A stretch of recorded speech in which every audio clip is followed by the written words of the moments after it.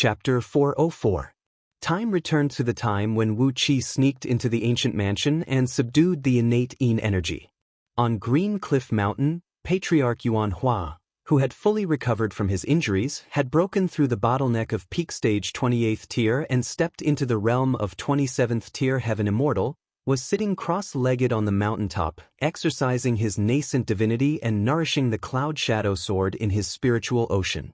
Next to him was a teleportation formation, about 1,000 feet in diameter. It was a grand universal teleportation formation that could teleport him alone to the void where Wu Qi and the others were. Right when Wu Qi entered the spherical space where the ancient mansion was located, and at the moment when everyone's attention was attracted by the landmass, he had thrown a teleportation formation near the entrance. Therefore, Patriarch Yuan Hua was able to arrive at the scene of the duel with the fastest speed. A tiny green beetle was seen lying on Patriarch Yuan Hua's chest. It was the sun beetle of the mother-son green beetles, while the other mother beetle was brought by Taoist Qi. As soon as the result of the duel was decided, Reverend Huilin would issue a challenge, and Taoist Qi would use his hand to stimulate the mother beetle, causing the sun beetle to react. That would allow Patriarch Yuan Hua to arrive in time. Patriarch Yuan Hua sat on the mountaintop, trying his best to adjust his condition. A faint smile could be seen on his lips. He was very satisfied with Patriarch Jiang Yun, Wu Qi, and all the other disciples. Never in his wildest dreams did he expect that Patriarch Jiang Yun could establish such a huge foundation and train such an excellent group of disciples. Whether it was the duel or the duel, Yuan Hua sect was bound to gain a complete victory and lay the foundation of becoming the #1 immortal sect in Puyo Heavenly Realm. How could they have such a good opportunity during normal times? The Celestial Court had a very tight control over all the heavenly realms. If two great immortal sects were to fight each other for no reason, the immortal monarchs of the Celestial Court would interfere. Therefore, even though Yuan Hua sect's overall strength was far stronger than Huiling sect's, they could not openly occupy Huiling sect's foundation. But Reverend Huilin actually came knocking on their door? No matter what trump card he had, Patriarch Yuan Hua stroked the 3 strips of cloth in his sleeve, and his heart was immediately filled with confidence. When Patriarch Yuan Hua was still an ordinary nascent soul cultivator, he was fond of traveling. As long as he could accumulate some energy stones, he would travel to various planets in Puyo Heavenly Realm through teleportation formations to broaden his horizons.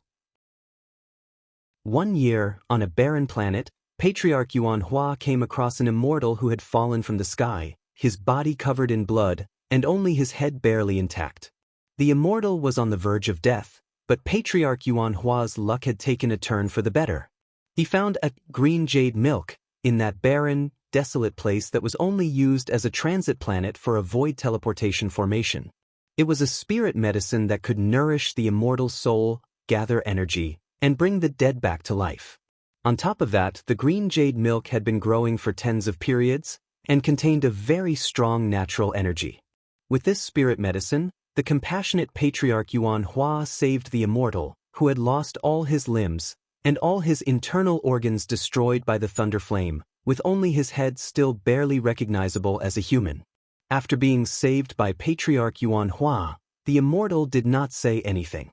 He just pulled off Patriarch Yuan Hua's sleeve and left him 9 shabby-looking spirit talismans that looked like strips of cloth, as well as a promise. Patriarch Yuan Hua had used 6 of the 9 spirit talismans in his many years of cultivation. Each of them had annihilated one or a group of formidable enemies of Patriarch Yuan Hua. From nascent divinity cultivators, ordinary heaven immortals, to the few 29th tier fiend immortals who conspired to seize the foundation of Yuan Hua sect 3 periods ago, none of them could escape the fate of annihilation with these spirit talismans. This was Patriarch Yuan Hua's greatest secret, and also his greatest reliance. It was easy to imagine the overall strength of the immortal who was saved by Patriarch Yuan Hua, as he was able to make such a powerful spirit talisman out of ordinary linen strips. The promise the immortal made to Patriarch Yuan Hua was that if Patriarch Yuan Hua could break through the realm of Gold Immortal one day, he would take him as his disciple, as well as all of Patriarch Yuan Hua's disciples. If any of Patriarch Yuan Hua's disciples could break through the realm of Gold Immortal, that Immortal would take Patriarch Yuan Hua as his disciple as well. Once he broke through the realm of Gold Immortal, that Immortal would take him as his disciple as well. Patriarch Yuan Hua twitched his lips and smiled wryly helplessly. He knew he was lucky enough to save an extraordinary figure, but the condition of taking him as his disciple was a little too harsh. Only a Gold Immortal could be his disciple. What was the cultivation base of that Immortal? Patriarch Yuan Hua breathed out a faint sigh and stopped his recollection. He ran his fingers over the 3 tiny strips of cloth talismans, wondering what kind of trump card Reverend Huilin would have waiting for him. But no matter what trump card Reverend Huilin had, it could not be as powerful as these spirit talismans. Grinning coldly, Patriarch Yuan Hua began to think about the discussion he had with Wu Qi and the others. Patriarch Yuan Hua had always had the ambition to strengthen Yuan Hua Immortal Sect, because with a strong foundation, he would be able to obtain more cultivation resources, such as immortal stones. With a great amount of immortal stones, the speed of Immortal's cultivation could be increased. Therefore, a long time ago, Patriarch Yuan Hua had begun to plant spies in other immortal sections. Initially, it was the disciples of Huiling's sect who found the clue about the planet of energy stones before Patriarch Yuan Hua. But Patriarch Yuan Hua soon received the news and was the first to set out. As a result, he found the planet earlier than Huiling's sect and gained the upper hand in terms of morality. But this time, Eminent Cloud sect had a very strange reaction after Catfish Flooddragon devoured Yun Tianao's grandnephew. Immediately, Patriarch Yuan Hua activated the spies in Eminent Cloud sect and found out some news that made his heart race. Snow-armored heaven-devouring python, Eminent Cloud sect's biggest reliance, was about to transcend the thunder tribulation of shapeshifting. Once he transcended the tribulation, he would be able to transform into a human, and his divine abilities and magical power would be greatly improved. The reason why Eminent Cloud sect had swallowed the grievance of Catfish Flooddragon was that snow-armored heaven-devouring python could not make a move now, and Reverend Yun was afraid that someone might take advantage of him. Therefore, they dared not to pursue the matter. On the other hand, the higher-ups of Eminent Cloud sect had come to a decision. Once snow-armored heaven-devouring python transcended the thunder tribulation, Eminent Cloud sect would seek revenge. What made Patriarch Yuan Hua even more worried and angry was that Eminent Cloud sect had long decided to annex Huiling sect and Yuan Hua sect. Huiling sect and Yuan Hua sect were fighting like tigers, and most of their heaven immortals were wounded. It would take them at least 10,000 years to fully recover. Therefore, no matter who won in the end, the overall strength of both immortal sects would suffer a great loss. Some of Reverend Yun's disciples from Eminent Cloud sect were serving in the Celestial Court. As a result, the relationship between Eminent Cloud sect and the Celestial Court was closer than that of all the other immortal sects in Puyo Heavenly Realm. Therefore, Reverend Yun had made a decision. After the duel between Patriarch Yuan Hua and Reverend Huilin, no matter who won, one of them would die in the fight between 2 tigers. Eminent Cloud sect would seize the opportunity to strike with all their might, devouring the one who lost between Yuan Hua sect and Huiling sect. In order to achieve this goal, Reverend Yun had even found a substitute, who transformed into his own appearance and watched the duel. As for Reverend Yun himself, he brought a group of tens of immortals from his sect, hiding somewhere near Huiling sect's Huang Qiao planet. Once he received the news of Reverend Huilin's defeat, he would immediately bring his men to Huang Qiao planet and destroy Huiling sect's foundation. Meanwhile, another group of 13 immortals from Eminent Cloud sect had snuck into Yuan Hua sect a long time ago, waiting to launch a surprise attack on Yuan Hua sect's Spirit Pills Palace and other important places. If the loser of the duel was Patriarch Yuan Hua, once he died, the morale of Yuan Hua sect would plunge into chaos, and 13 heaven immortals would be more than enough to cause a great damage to Yuan Hua sect. Eminent Cloud sect's wishful thinking had shaken the heavens, and Patriarch Yuan Hua had cooperated with them, allowing them to do whatever they wanted. The 13 immortals from Eminent Cloud sect had snuck into Green Cliff Planet a few months ago, disguised as itinerant cultivators. Currently, they were living in Green Cliff Immortal Market, spending their days leisurely, enjoying fine wine and beautiful women. But today, it was time to draw in the net. This was the plan put forward by Wu Qi. Since Eminent Cloud Sect wanted to extend their hands to Green Cliff Immortal Market, they would have to cut off their claws. Even if they had to sacrifice the entire Green Cliff Immortal Market, they would have to kill all 13 Heaven Immortals from Eminent Cloud Sect. With that, Eminent Cloud Sect's overall strength would be greatly reduced, and they would no longer dare to lay their hands on Yuanhua Sect. Even if Eminent Cloud Sect brought the lawsuit to Immortal Chuan, Yuanhua Sect would still be in the right. 13 Heaven Immortals from Eminent Cloud Sect had snuck into Yuanhua Sect for no reason. What good could that be? At that point in time, as long as they killed all the witnesses, they could just say that 13 Heaven Immortals from Eminent Cloud Sect had attacked Yuanhua Sect intentionally. With that, they would be the scapegoat, and Eminent Cloud Sect would not be afraid of a lawsuit. Just as Patriarch Yuanhua was recalling the plan he and Wu Qi came up with, a communication jade slip placed next to him suddenly moved, and a soft voice drifted out from it. The grand array that was set up near the Green Cliff Immortal Market had already been activated, and the entire market had been completely surrounded. 13 Heaven Immortals from Eminent Cloud Sect were now attacking the formation that trapped them. However, there were 10 Heaven Immortals from Yuanhua Sect guarding Green Cliff Planet, and they had the advantage of being the host. With the formation completely trapping the Heaven Immortals from Eminent Cloud Sect, there was no chance for them to escape. After listening to the report from the disciples, Patriarch Yuanhua grinned coldly, then sped towards Green Cliff Immortal Market with his sword in hand. With the help of the formation, Patriarch Yuanhua fought a fierce battle and killed all 13 Heaven Immortals from Eminent Cloud Sect. However, he himself suffered a serious injury as well. After killing all the Heaven Immortals from Eminent Cloud Sect who had snuck into Green Cliff Planet, Patriarch Yuanhua immediately heard a shrill cry from the Green Lotus Immortals.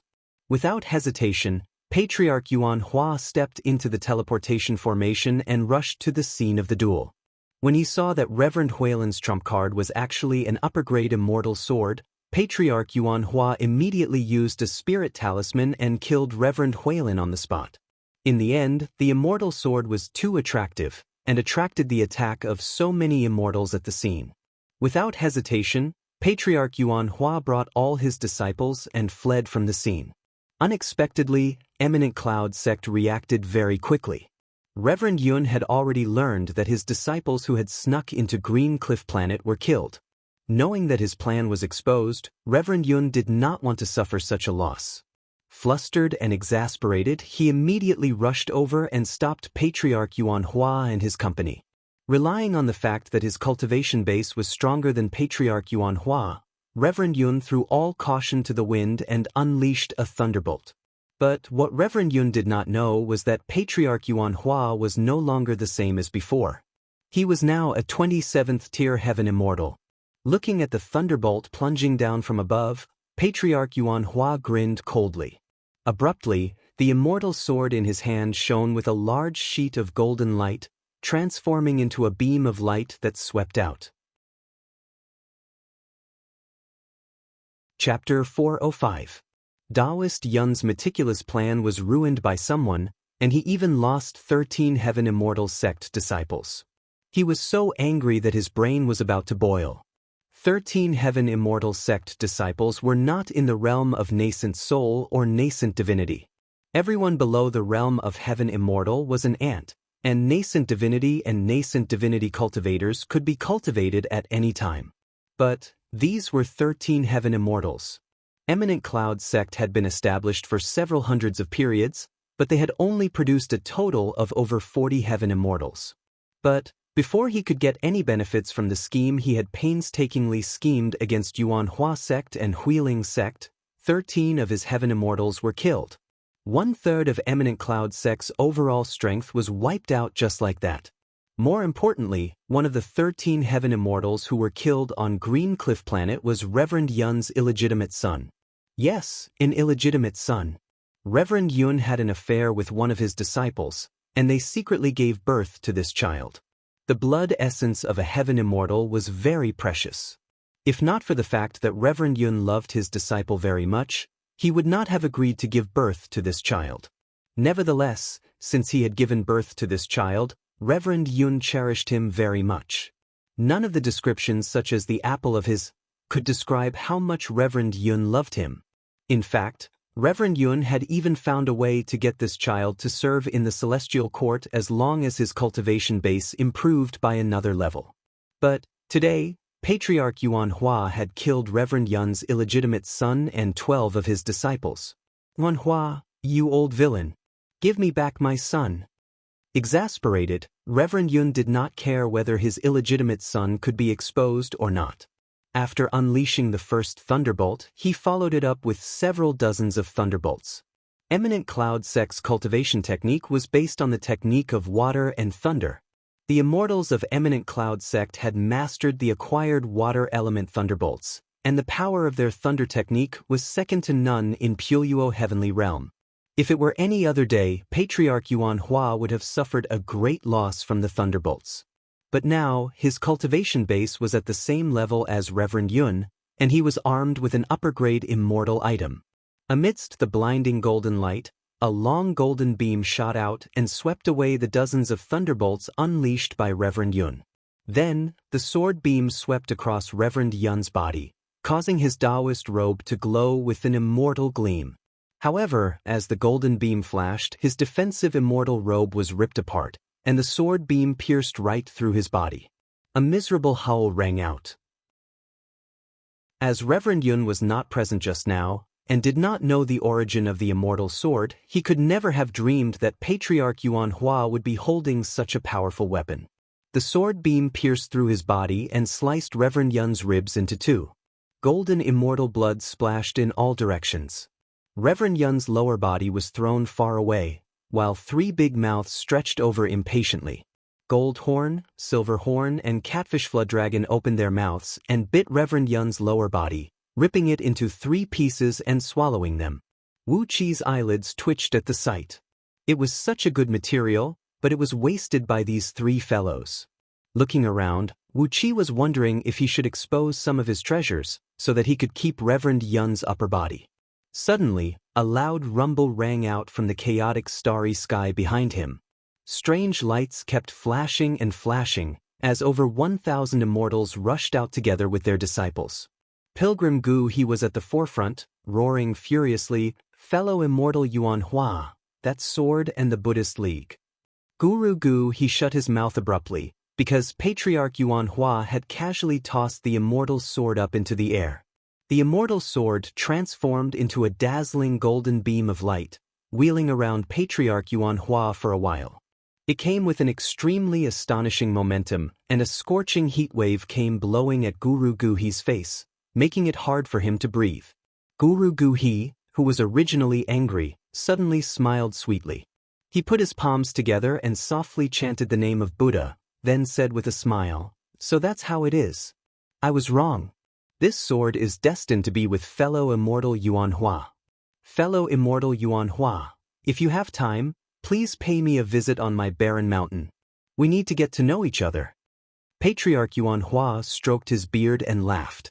He nodded and said, "I'll definitely pay you a visit." With a smile on his face, Pilgrim Gu he took a few steps back, gazed at Wu Qi with a friendly look in his eyes, and nodded his head intimately. It was as if the incident of Wu Qi knocking his prime Buddhist treasure away had never happened, and Pilgrim Gu he's attitude towards Wu Qi was extremely warm and affectionate. Wu Qi gave Pilgrim Gu he a cold glance. He was not in the mood to talk to this monk, who could change his expression faster than anyone else. Those immortals who rushed out from behind Pilgrim Gu he halted their steps as well. Since Patriarch Yuan Hua had refined this immortal sword, it would be too difficult for them to seize it. For a moment, all the immortals who had joined hands to attack Patriarch Yuan Hua turned to him and said, "Congratulations on obtaining such a precious treasure, fellow immortal Yuan Hua." As the saying goes, spirit treasures choose their own masters. Fellow immortal Yuan Hua is a man with great fortune. Patriarch Yuan Hua nodded with a smile, cupping his fist and greeting the immortals enthusiastically. Only Reverend Yun flew back to Eminent Cloud Sect's team with a stream of blood in his body. The Reverend Yun, who was sitting on the giant black crane, cried out in alarm. With a twist of his body, he transformed into a burly man with a long beard, grabbed Reverend Yun's upper body and cried out, "Master, who hurt you?" Although that was what he asked, the burly man's eyes had already turned to look at Patriarch Yuan Hua. It was a well-known fact that apart from Immortal Chuan, Reverend Yun was the strongest expert in Puyo Heavenly Realm. Among so many immortals present, apart from Patriarch Yuan Hua, who else could cut Reverend Yun's body into two so cleanly and neatly? Patriarch Yuan Hua smiled and shook his head without saying a word. He was in a good mood now, and was just waiting for Eminent Cloud Sect to make their move. He did not want to waste his breath. Reverend Yun pointed his fingers in the air, barely forming a dozen incantation gestures to stop the blood from bursting out. After that, he cried out at Immortal Chuan with a heart-wrenching voice, "Immortal Monarch, please seek justice for Eminent Cloud Sect. Yuan Hua Sect has killed 13 of our heaven immortals for no reason, and even beat me into such a sorry state. Immortal Monarch, please seek justice for Eminent Cloud Sect." At this moment, Reverend Yun really wished he could establish a good relationship with Immortal Chuan. If he had a daughter, he would be more than happy to give her to Immortal Chuan as a concubine. But now, he was severely wounded, and his sect had lost 13 heaven immortals. The overall strength of Eminent Cloud Sect had suffered a great loss, and without the support of a powerful backer, Eminent Cloud Sect might really face the calamity of destruction. In recent years, Eminent Cloud Sect had been acting in an unscrupulous and overbearing manner. From the incident of Yun Wuqi forcibly robbing Peppermint and Angelica, one could easily tell what kind of conduct Eminent Cloud Sect had. No one knew how many enemies were secretly keeping their eyes on Eminent Cloud Sect. If they were not careful, Eminent Cloud Sect's foundation would be torn apart by countless enemies. Upon seeing Reverend Yun's miserable appearance, Immortal Chuan could not help but narrow his eyes, giving Patriarch Yuan Hua a quick glance. Patriarch Yuan Hua cupped his fist and said, "Please seek justice for me, Immortal Monarch." It was Eminent Cloud Sect who sent their disciples to sneak into Green Cliff Planet, hiding in Green Cliff Immortal Market and plotting against us. As Yuan Hua was meditating and preparing for the duel in Green Cliff Mountain, they mistakenly thought that I had left Green Cliff Planet. Therefore, they suddenly launched an attack with the intention of looting Green Cliff Immortal Market, and were killed by Yuan Hua. Please investigate this matter, Immortal Monarch. Reverend Yun rebuked furiously, "Bullshit. That stinks. The disciples of Eminent Cloud Sect looting Green Cliff Immortal Market is simply." Overwhelmed by extreme anger, Reverend Yun no longer cared about the elegance of his words. Looking at Reverend Yun's expression, Wu Qi could not help but interrupt. How could a man with a mouth full of bullshit say others are bullshit? This is the real stinking smell. Why did 13 heaven immortals from Eminent Cloud Sect sneak into Green Cliff Immortal Market without notifying us? Don't tell me they are short of money, so they went to the brothels in Green Cliff Immortal Market to sell their bodies? Grinning coldly, Wu Qi said viciously, "Although there are brothels in Green Cliff Immortal Market, they only serve girls and prostitutes. Green Cliff Immortal Market does not do this kind of business. Immortal Monarch, if the reason why 13 heaven immortals from Eminent Cloud Sect sneaked into Green Cliff Planet was not to loot Green Cliff Immortal Market, could it be that they were really there to sell their buttocks?" Patriarch Yuan Hua's eyelids drooped as he burst out laughing. As immortals were concerned about their dignity, they would never say such vicious words. As Wu Qi was just a nascent soul cultivator, what could he do even if he cursed at him? Patriarch Yuan Hua was very angry when Reverend Yun cursed him a moment ago. Therefore, Wu Qi's nonsensical words were exactly what he wanted. Reverend Yun's eyes went wide with anger when he heard Wu Qi's words, and he nearly choked on his breath. Pointing his trembling finger at Wu Qi, Reverend Yun roared furiously, "Immortal Monarch Chuan! How dare he interrupt such an ignorant and immoral junior?" Immortal Chuan was taken aback, hesitating for a brief moment. If it were any other nascent soul cultivator who dared to interrupt, he would have already killed him. But as for Wu Qi, Immortal Chuan still remembered the bag of energy stones he gave him as a bribe. How could he bear to kill such a sensible young man? Clearing his throat, Immortal Chuan smiled and said, "Wu Qi, You have to watch your words. How could a fellow immortal from Eminent Cloud sect do something like that? Changing his tone, Immortal Chuan asked Reverend Yun, but why did 13 heaven immortals from Eminent Cloud sect go to Green Cliff Planet? Reverend Yun was tongue-tied and could not say anything for a moment. Right at this moment, the sound of drums and bugles was heard coming from afar as 30 flying ships approached at top speed. These flying ships were 10,000 feet long and over 100 feet wide, with pavilions as tall as 6 stories built on the deck. Thick and heavy metal decks were densely hung on the outside of these flying ships, engraved with countless complicated ancient runes. Standing on the prow of each flying ship was a group of tens of heavily armored soldiers. They were tall and burly, yet they did not emanate any energy ripple. Behind these soldiers was a thin layer of mist, within which the shadows of various ferocious beasts could be vaguely seen. On the flying ship in the middle, a 10 feet tall burly man was hammering a dragon-skinned war drum with a deafening sound. Although there was no air in the starry sky, the drumming still went straight into everyone's ears, causing them a dull pain in their ears and making them lose their balance. There was a tall flagpole on every flying ship, on which a huge flag, measuring several tens of feet in circumference, was fluttering even though there was no wind. With a keen eyesight, Wu Qi saw a huge character, Yu, several tens of feet in both width and length, embroidered on the flag. Using this pale green character as the background color, a row of characters was embroidered neatly in the middle of the flag. De Yu patrolling heaven, guarding the land and protecting the people, Marquis Jianyu Hua Heavenly Realm, Marquis Jianyu. Immortal Chuan was taken aback. Together with the other immortal monarchs, he cursed at the same time, Marquis Jianyu Zong, what is he doing here? Damn it. It was a spectacular sight to see a few immortal monarchs cursing at the same time. Even Wu Qi could not help but be stunned. After that, cold sweat broke out from Wu Qi's back as he exchanged a glance with Princess Zhang Lu in shock. Marquis Jian, Yu Zong. Chapter 406. Human Emperor. Ever since the ancient great saint, Huahuang clan, joined hands with many almighty experts and created the human race by combining the bloodlines of divine dragons, phoenixes, qilins, and many other divine beasts, using the divine light and spirituality of the myriad spirit cauldron as the foundation and combining them with the bloodlines of divine dragons, phoenixes, qilins, and many other divine beasts. Human emperors were born.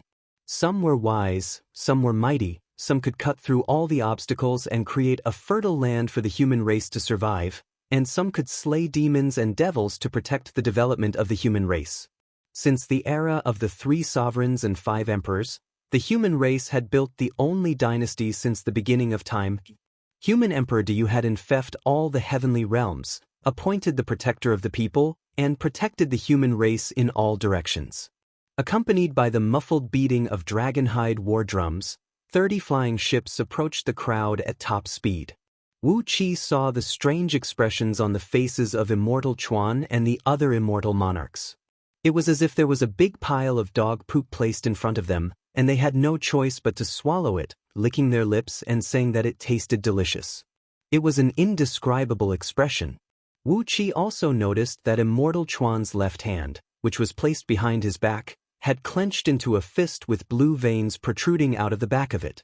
Suddenly, loud shouts of "Ha!" were heard coming from the flying ships. It was a thunderous roar, and filled with towering killing intent. Large groups of armored soldiers rushed out of the cabins and lined up on the deck like Chi-Chi, their eyes flickering with a cold gleam as they stared coldly at the immortals and cultivators on Wu Qi's side. An undisguised hostility and opposing aura made Wu Qi frown. The relationship between Marquis Jian, Yu Zong, and the immortals was not good. The reaction of the heaven immortals from the nearby heavenly realms was also very interesting. Cautiously, they retreated a few miles back and formed into the most traditional formation of 9 palaces and 8 trigrams, assuming a defensive posture. The heaven immortals stood on the periphery, while their disciples guarded the inner formation. It reminded Wu Qi of the African bison back on Earth. When they encountered wild beasts, they used this formation to protect their calves. The might of a human emperor was indeed extraordinary. Holding Princess Zhongli's hand, Wu Qi looked coldly at Immortal Chuan and the other immortal monarchs as they walked towards the flying ship in the middle. Patriarch Yuan Hua raised his hand and gestured for all the immortals and cultivators of Yuan Hua sect to step back and join the 9 palaces and 8 trigrams formation. A deep laughter rang out from the flying ship in the middle. A chariot pulled by 3 flood dragons darted out from the flying ship, flying towards Immortal Chuan and the other immortal monarchs, escorted by nearly 100 armored warriors.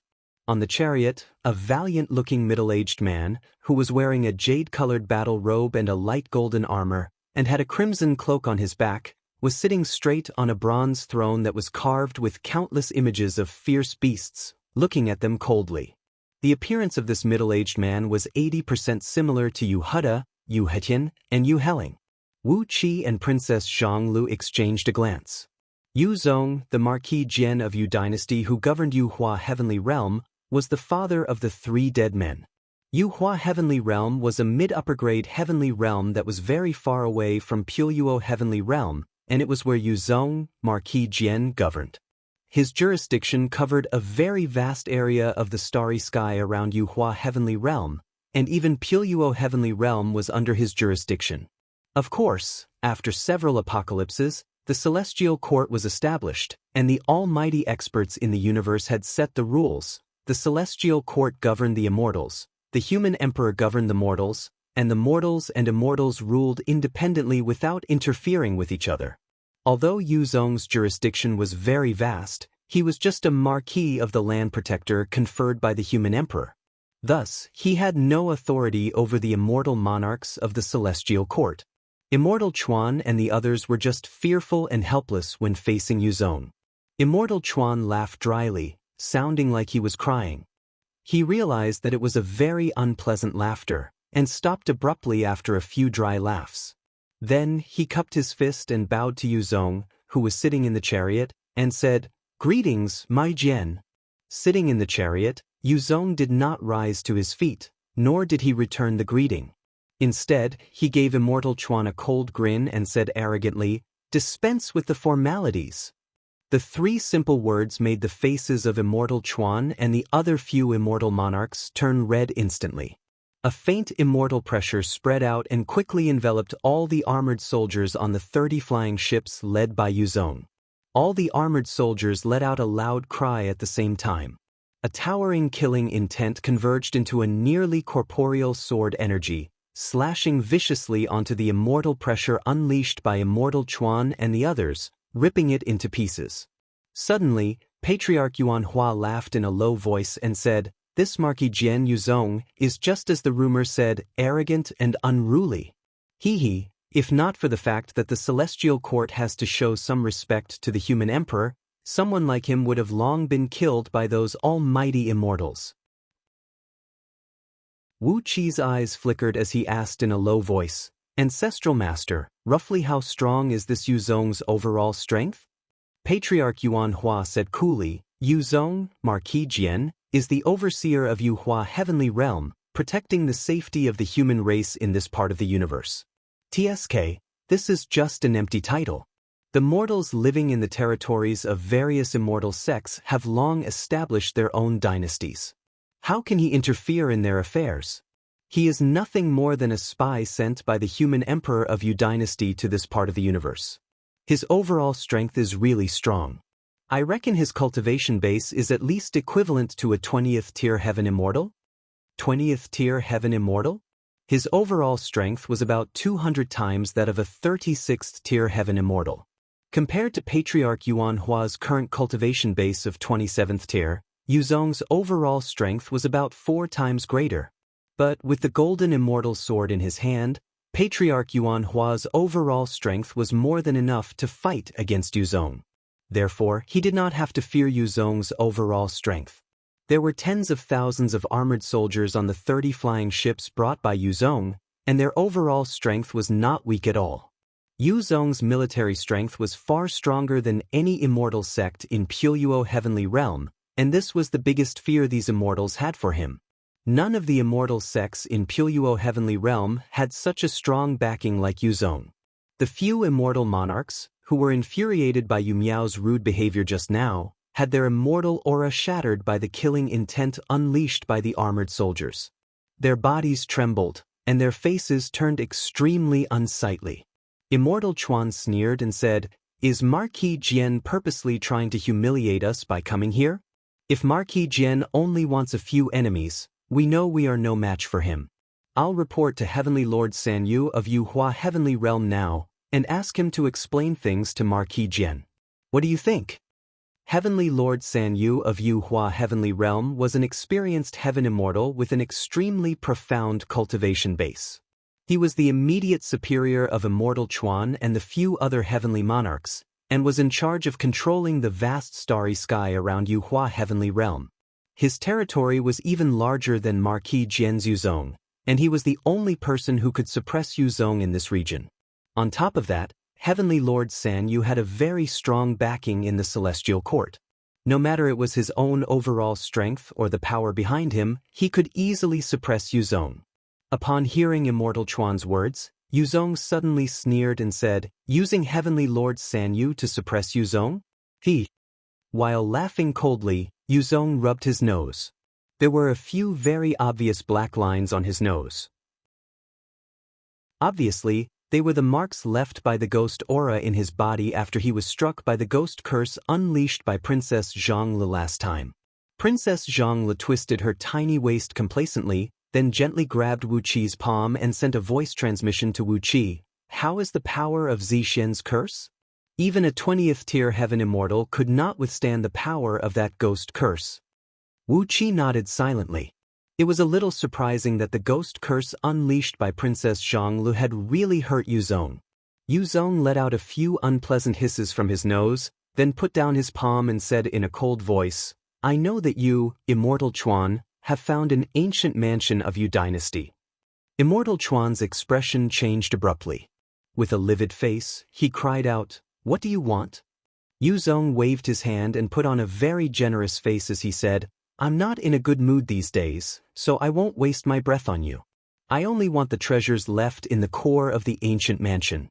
Those treasures belong to the human race, and they are useless to you immortals. Apart from that, I won't take anything from you. What do you say?" Immortal Chuan's face turned even more unsightly. "That's unreasonable," he said coldly. "If you bring those treasures of the human race to the market in the Celestial Court, you can exchange them for a considerable amount of immortal stones, immortal items, or immortal pills. How can you just take them for nothing?" Yuzong rubbed his nose, and the unpleasant hisses came from his nostrils once again. His body trembled slightly and he said angrily, "Cut the crap. I'm not going to take all these benefits for nothing. I've brought so many soldiers here, and I've spent so much on eating and drinking all the way here. I've brought 30 battleships with me, and the energy stones I've spent to travel across the starry sky are not small. Immortal Chuan, don't be so shameless." Wu Qi shook his head. Why is this Yuzong behaving like a bandit? Of course, as he had just lost 3 sons, Wu Qi could understand his feelings. Looking at Immortal Chuan and the others, Wu Qi sighed silently. Vaguely, Wu Qi had a feeling that Yuzong was venting all his anger on Immortal Chuan and the others. Taoist Qi came next to Patriarch Yuanhua and asked in a low voice, "Master, if a fight breaks out, are we going to help the immortal monarchs?" Patriarch Yuanhua turned his head and gave the heaven immortals from Eminent Cloud sect a look. Apart from Reverend Yun, a few Eminent Cloud sect immortals were staring at them with a fierce gleam in their eyes. Patriarch Yuanhua shook his head lightly and said, "If a fight breaks out, bring your children back to Green Cliff Planet, then go and reinforce your junior brother. I'll stay here and hold the line for the few immortal monarchs." With the golden immortal sword, Patriarch Yuanhua was filled with confidence, and said that he would help the few immortal monarchs to hold the line. When his words were heard by the other heaven immortals, they were filled with envy and jealousy. But Reverend Yun's heart sank. Reinforce Taoist Min? Why would Taoist Qi reinforce Taoist Min? What was Taoist Min doing now? While all the immortals were having their own thoughts, Yuzong suddenly gave an impatient roar, clenching his right fist and thrusting it toward Immortal Chuan. Immortal Chuan did not expect that Yuzong was really as barbaric as the rumors said, and the punch landed squarely on his body. The official robe of immortal monarchs worn by Immortal Chuan was a lower-grade immortal item given to him by the Celestial Court when he was appointed as an immortal official. As soon as Yuzong punched out, a crisp bird cry rang out from Immortal Chuan's immortal robe, and a green sparrow darted out from it, bringing with it a large cloud of smoke. The cloud of smoke wheeled and wheeled, and there was a vague gleam of rivers and mountains flickering in it. Yuzong's punch sank into the cloud, and suddenly became slower and slower. Yuzong sneered, then suddenly cried out, "Jade butterfly hissing wind, kill!"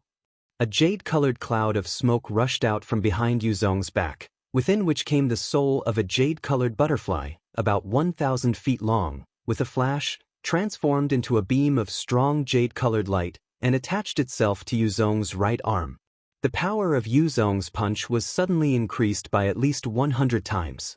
Accompanied by an extremely unpleasant ripping noise, dozens of holes were ripped open on Immortal Chuan's immortal robe, as Yuzong's punch landed on Immortal Chuan's right chest. Countless jade-colored butterfly-shaped beams shot out from Yuzong's fist and smashed into Immortal Chuan's body. Immortal Chuan howled miserably as his right chest was completely shattered, and his right arm was knocked flying away by Yuzong's punch, together with a large amount of golden immortal blood and pale golden flesh. Tens of thousands of armored soldiers on the 30 battleships roared in unison, and all 30 battleships charged forward abruptly. Chapter 407. The few immortal monarchs flew into a rage when they saw Yuzong's attack. Without hesitation, they ordered their immortal officers and disciples to charge forward and engage in a fierce battle with Yuzong's army. Meanwhile, all the heaven immortals of the 5 heavenly realms had fled in all directions. Apart from Patriarch Yuanhua and a few others who stayed behind to keep an eye on the few immortal monarchs, the others had long fled with their disciples. Wu Qi wanted to stay and watch the show. After all, Lady Dark Goldwater did not have many memories about Yu Dynasty, and she only had a vague memory of its existence. At first, Wu Qi was wondering if this Yu Dynasty was a small dynasty in some mortal world where Lady Dark Goldwater was born. But little did he expect that it was actually a colossal dynasty built by the entire human race. While pondering over this question, Wu Qi's body suddenly trembled as he suddenly recalled some books Li Xiaobai had read in the past. Yu, Xia, Shangzhou. Is this Yu Dynasty the one recorded in the few ancient books on Earth? The one that claimed to be even more ancient than Xia Dynasty? 3 sovereigns and 5 emperors, Yu Dynasty, Wawang clan. Could this Yu Dynasty be that Yu Dynasty? With his mind filled with wild thoughts, Wu Qi held Princess Zhang Li's little hand and followed Taoist Qi back to Puluo Heavenly Realm. All the disciples who participated in the match had been teleported back to Green Cliff Planet, and only Taoist Qi brought Wu Qi and the few others to Tsong 2 Planet through a teleportation formation. In the windy plain of Tsong 2 Planet, the vast flatland measuring 1,000 miles in circumference sank 1,000 feet into the ground. Huge holes and cracks could be seen everywhere, and the ground was stained with golden and red blood. 2 groups of cultivators were engaged in a life-and-death battle. Together with 18 Yuanhua Sex Heaven Immortals, Taoist Min was attacking 10 Eminent Cloud Sex Heaven Immortals, while several hundred Yuanhua Sex Nascent Divinity and Nascent Soul Disciples were attacking the less than 100 Eminent Cloud Sex Disciples. A great python, over 3,000 feet long and as white as snow, with scales glinting with a dazzling watery gleam, was spreading its wings, throwing its head back and roaring furiously, spraying a large sheet of blood-red light at a crimson tribulation cloud in the sky. The tribulation cloud rotated unhurriedly, preparing for the next wave of powerful attacks. A strong demonic aura burst out from the great serpent's body. Because of this cold and murderous demonic aura, the area covered by the tribulation clouds grew larger and larger, and the lightning tribulation that was brewing also grew stronger and stronger. The stronger the fiendish demon and the more ancient the bloodline of the fiendish demon, the more terrifying the lightning tribulation they would have to endure. The snow-armored serpent had reached the level of 25th tier heaven immortal before it had to face the thunder tribulation of form transformation. It was not hard to tell how strong it was. However, it was obvious that the thunder tribulation of form transformation that it was about to face was definitely more powerful than the thunder tribulation that an orthodox demon would have to face after transforming into human form. On Myriad Immortals' planet, those demon imperial advisors and sinecures of the Six Dynasties could transform into human form even though they only had the cultivation base of nascent soul realm. Compared to this snow-armored heaven-devouring python, who had to cultivate to the 25th tier heaven immortal realm to face the lightning tribulation of transformation, the gap between them was like the distance between the clouds and the sky. The great serpent's body was riddled with several dozens of huge wounds, and several dozens of scales that were charred and pitch black by the explosion. After being wounded, the ferocious nature in its bones was aroused. The little immortal aura emanating from its body immediately transformed into a towering evil aura. The dark green demonic aura blanketed an area of several tens of miles in circumference, causing the tribulation clouds in the sky to expand even faster. This was the scene that Wu Qi and his company saw when they arrived at Song-Tu planet. The disciples of Yuan Hua sect led by Taoist Min had gained the upper hand in all aspects. Apart from the fact that the number of heaven immortals brought by Taoist Min was much greater than that of the enemy, they had also launched a sneak attack from behind, and had the help of spies. Furthermore, they had exhausted over 70% of the immortal talismans and Guiyuan vibrating bombs stored in Yuan Hua sect's storage. Upon seeing this, Taoist Qi whistled, brought Wu Qi and the others and charged towards the disciples of Eminent Cloud sect. With the fall of Reverend Huilin, the decline of Huiling's sect was imminent. Eminent Cloud sect's Reverend Yun was severely wounded, and they had lost 13 heaven immortals. If they could kill all 10 heaven immortals here, then take the opportunity when the snow-armored heaven-devouring python was transcending its thunder tribulation to kill this cornerstone of Eminent Cloud sect, they would lose their status as the #1 immortal sect in Puyo Heavenly Realm, and Yuan Hua sect would definitely rise to power. The bamboo stick in Taoist Qi's hand transformed into layers of green shadows, transforming into a green flood dragon and swinging its claw at the head of one of Eminent Cloud sect's heaven immortals. The defensive immortal barrier of the heaven immortal had been badly damaged by Taoist Min caught off guard by Taoist Qi's sneak attack. The barrier shattered on the spot, and the flood dragon ripped the top of his head open with one claw. Several tens of green-wood immortal thunders burst out from the flood dragon's mouth, smashing into the heaven immortal's head. A miserable shriek echoed out as the immortal's immortal body fell to the ground. A golden immortal's soul soared up into the sky, trying to flee. However, the flood dragon transformed from the bamboo stick thrown out by Taoist Qi gave a deafening roar, coiling its body abruptly and transforming into a dazzling green rope that tightly bound the immortal soul. The sound of wind and flame was heard as a large sheet of red flame burst out from the green rope, burning the immortal soul and making it shriek miserably. This was the power of an immortal item. The item spirit had already cultivated to the realm of spirit immortal, and its intelligence was comparable to that of an immortal. It could control the immortal item better, and change its divine abilities and spells according to the actual situation on the battlefield. With the help of the item spirit's incantation, the power unleashed by the immortal item would be at least twice as strong as usual. Taoist Qi had killed one of the enemy's heaven immortals with just one strike, throwing Eminent Cloud sect's formation into chaos. One of the immortals cried out sternly, "Retreat! All disciples of Eminent Cloud sect, retreat at once." But, before the immortal could utter 2 words, another heaven immortal cried out sternly, "Don't retreat. Patriarch Xue's thunder tribulation has just descended. No one is allowed to retreat. Protect Patriarch Xue at once. As long as he can transform successfully, all these villains will have to die." While all the disciples of Eminent Cloud sect were at a loss of what to do, Taoist Qi had already joined the battle with a few heaven immortals who came with him. Wu Qi let out a long laugh as he spat out the sword of Greedy Wolf and the Xuanhao sword from Chi-Chi's sleeves.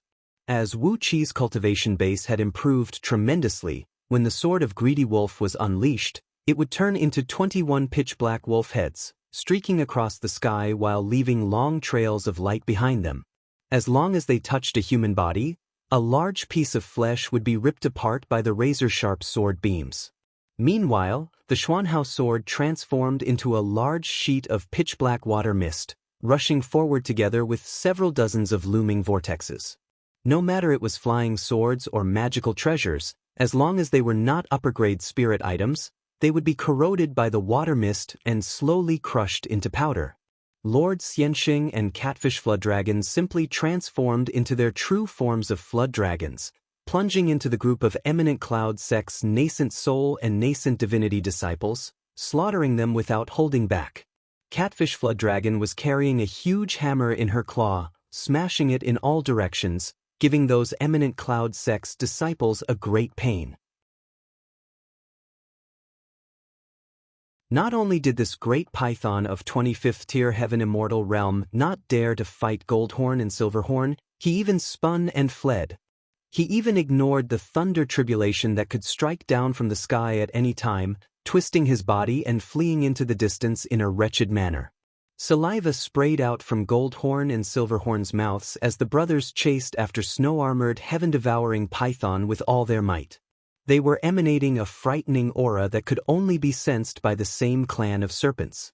It was an absolute suppression that only natural enemies could have on their prey. Snow-armored heaven-devouring python even ignored the fact that Goldhorn and Silverhorn only had the cultivation base of nascent divinity realm. He let out a shrill howl of terror and fled into the distance in a wretched manner. Taoist Qi and Taoist Min nearly fell from the sky. If they knew this snow-armored heaven-devouring python was so afraid of Goldhorn and Silverhorn, why would they fight so desperately? Why would they come up with a plan of a raid of 10,000 miles? Looking at how fast snow-armored heaven-devouring python was fleeing, Wu Qi grinned coldly. With a flick of his left wrist, a beam of purple light shot up into the sky, transforming into several dozens of thin purple ropes in just a blink of an eye and tying up the python's body tightly. Goldhorn and Silverhorn roared joyfully and charged forward. Disregarding any danger, the brothers wrapped themselves around snow-armored heaven-devouring python and gave him a heavy bite. In an instant, 2 large strips of flesh were bitten off from the python's body. "You've eaten his flesh, but leave his scales to me, or I'll skin you alive." Wu Qi cried out hastily. The scales of a 25th tier heaven immortal great python were much better than those left behind by Wanying Dragon King's ancestors who had ascended to the immortal world. Taoist Qi cried out hastily as well, "We've eaten his flesh, but the scales belong to Wu Qi. As for the serpent bones and tendons, they are supreme grade materials for crafting immortal items." Taoist Min did not care that Goldhorn and Silverhorn were Wu Qi's demon pets. He roared at the top of his voice, "There must be a serpent pearl in this snow-armored heaven-devouring python's body. Leave the serpent pearl and I'll exchange all my belongings with you." While the group of people was shouting and yelling, the tribulation cloud trembled, and a violent thunderbolt, about 1 mile in diameter, struck down. Chapter 408. When the thunder tribulation came crashing down, Goldhorn and Silverhorn suddenly realized what a stupid thing they had done. Any thunder tribulation, as long as there were other living beings within its range, would have its power increased by several times. Not to mention that they were 2 great pythons, a species whose bloodline was even more ancient and powerful than that of a snow-armored heaven-devouring python. Therefore, the power of this thunder tribulation was at least 10 times stronger than that of a snow-armored heaven-devouring python. The crimson thunderbolt was dark and gloomy like dried blood. When it came crashing down from 100 miles up in the sky, the entire windy plain trembled, and even the Tsang 2 planet under their feet seemed to twitch abruptly. Jin Jiao and Silverhorn wailed as they tried to escape from the snow-armored heaven-devouring python's body. However, the brothers were afraid that they would not be able to hold their prey tightly, so the 3 snakes twisted their bodies into braids. How could they escape in a hurry? Seeing that the crimson thunderbolt was about to hit his head, Goldhorn was so frightened that his saliva sprayed all over his face. "Master, sir, senior, young master, help. We can't take it. We can't even take a single thunderbolt. Silverhorn was crying so hard that his tears sprayed out like a fountain. Looking pitifully at Wu Qi in the distance, he cried out, "Boss, manager, help. Our lives are very precious. If the clan of dragon pythons of fire and ice wants to flourish and grow stronger, we have to shoulder the responsibility." A five-colored ray of light flashed behind Princess Zhongli's back, and in the blink of an eye, she had come next to Wu Qi. With a wave of her hand, she sent a five-colored ray of light toward the tribulation cloud above her.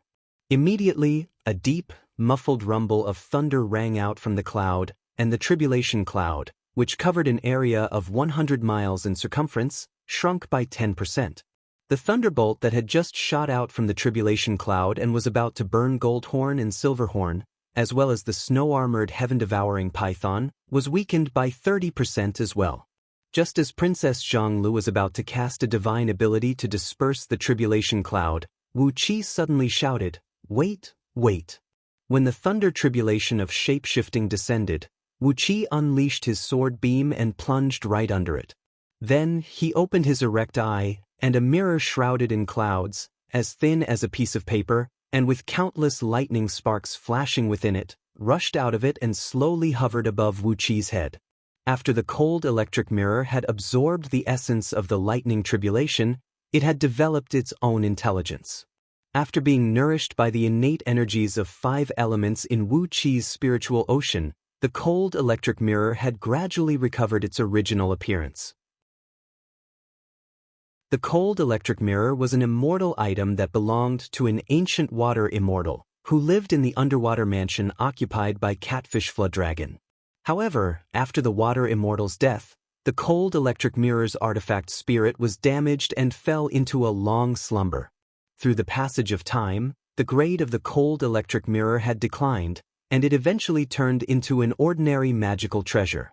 After being nourished by the essence of the lightning tribulation, and especially refined by Wu Qi's innate energies of 5 elements, the artifact spirit in the cold electric mirror had gradually awakened, fusing with the newly born intelligence of its artifact spirit, and gradually regained its original appearance. The arrival of the lightning tribulation today had made the cold electric mirror jump with excitement. The snow-armored heaven-devouring python was planning to borrow a wisp of life force from the lightning tribulation to get rid of its python body and transform into a human form, while the cold electric mirror was planning to borrow the power of the lightning tribulation to reforge its newly fused artifact spirit, allowing it to transform into a spirit immortal and regain its original essence as an immortal item. When the lightning tribulation fell, the cold electric mirror gave a joyful cry. Large sheets of cloud sprayed out from its surface, transforming into a huge net that swallowed the huge thunderbolt into its surface. After absorbing the thunderbolt, the once cold electric mirror suddenly turned bright red. Strange lights kept bursting out from its surface, and vaguely, a tiny figure with a blurry figure, purple-blue in color and flickering with countless electric sparks, could be vaguely seen amidst the flashing lights. From the information sent to him by the cold electric mirror, Wu Qi knew what was happening. Hastily, he kept sending his divine will into the mirror, carefully injecting the energy of his soul into the tiny blue figure. After receiving the source of soul energy generously injected by Wu Qi, the artifact spirit of the cold electric mirror immediately grew rapidly like a balloon. Especially because it was the body of an artifact spirit that had been reforged by Wu Qi's source of soul, it was equivalent to Wu Qi's incarnation, and could no longer be separated from him. Another thunderbolt fell, and the cold electric mirror happily swallowed it into its body. The energy of the thunderbolt was digested by the cold electric mirror, while the tiny wisp of fortune contained in the thunder tribulation was carefully guided into its body by the artifact spirit. Using Wu Qi's source of soul energy as the material, and the tiny wisp of fortune as the glue, the artifact spirit gradually returned to its original body according to its previous appearance. The artifact spirit of the cold electric mirror was a little fish.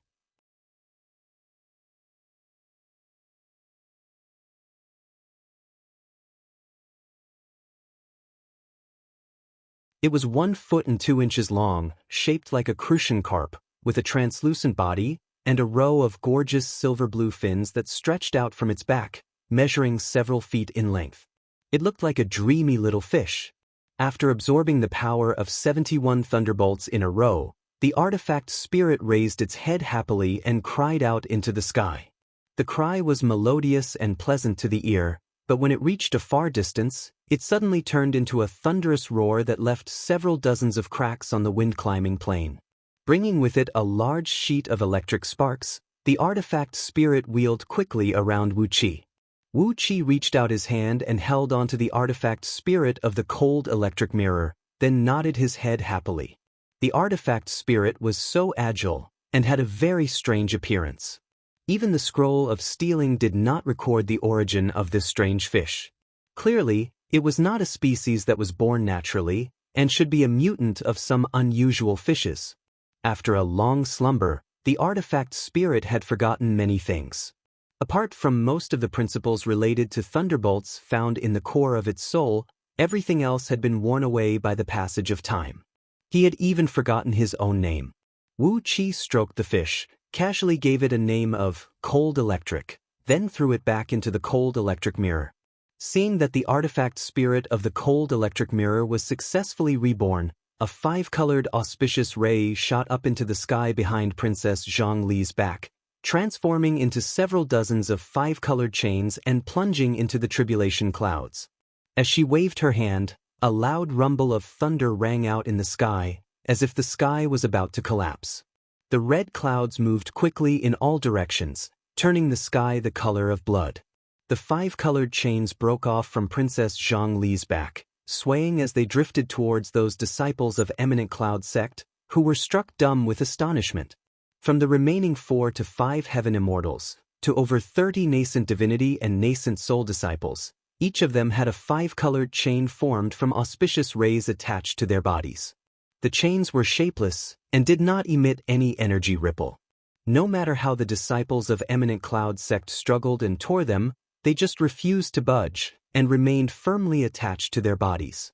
The tribulation cloud disintegrated, and several dozens of huge balls of thunder and flame came smashing down along the five-colored chains.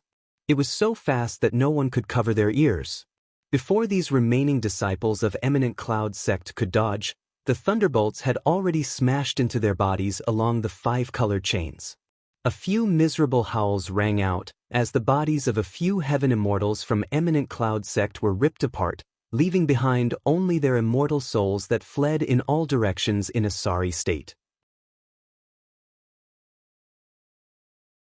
Wu Qi summoned the mirror back, then happily shoved it back into his forehead. Right now, there was a vertical eye on his forehead, glinting with a purple gleam. From time to time, wisps of faint electric arcs could be seen flashing in it. Following Wu Qi's will, when the vertical eye was closed, it would turn into a thin purple gleam. Once it was opened, a cold gleam could be seen shooting out from it, with endless clouds and electric arcs roiling and rocking in it. It contained a vast pressure and was a very astonishing power. Taoist Qi clicked his tongue and exclaimed in admiration. Wu Qi's fortune was truly enviable, as he was able to own an immortal item even though he was just a nascent soul cultivator. There was also the spirit-restricting rope that trapped the snow-armored heaven-devouring python, which was also an immortal item. Although it was a 33rd tier lower-grade immortal item, there were many nascent divinity disciples in Yuanhua sect who did not own an immortal item. Joyfully, he activated the cold electric mirror.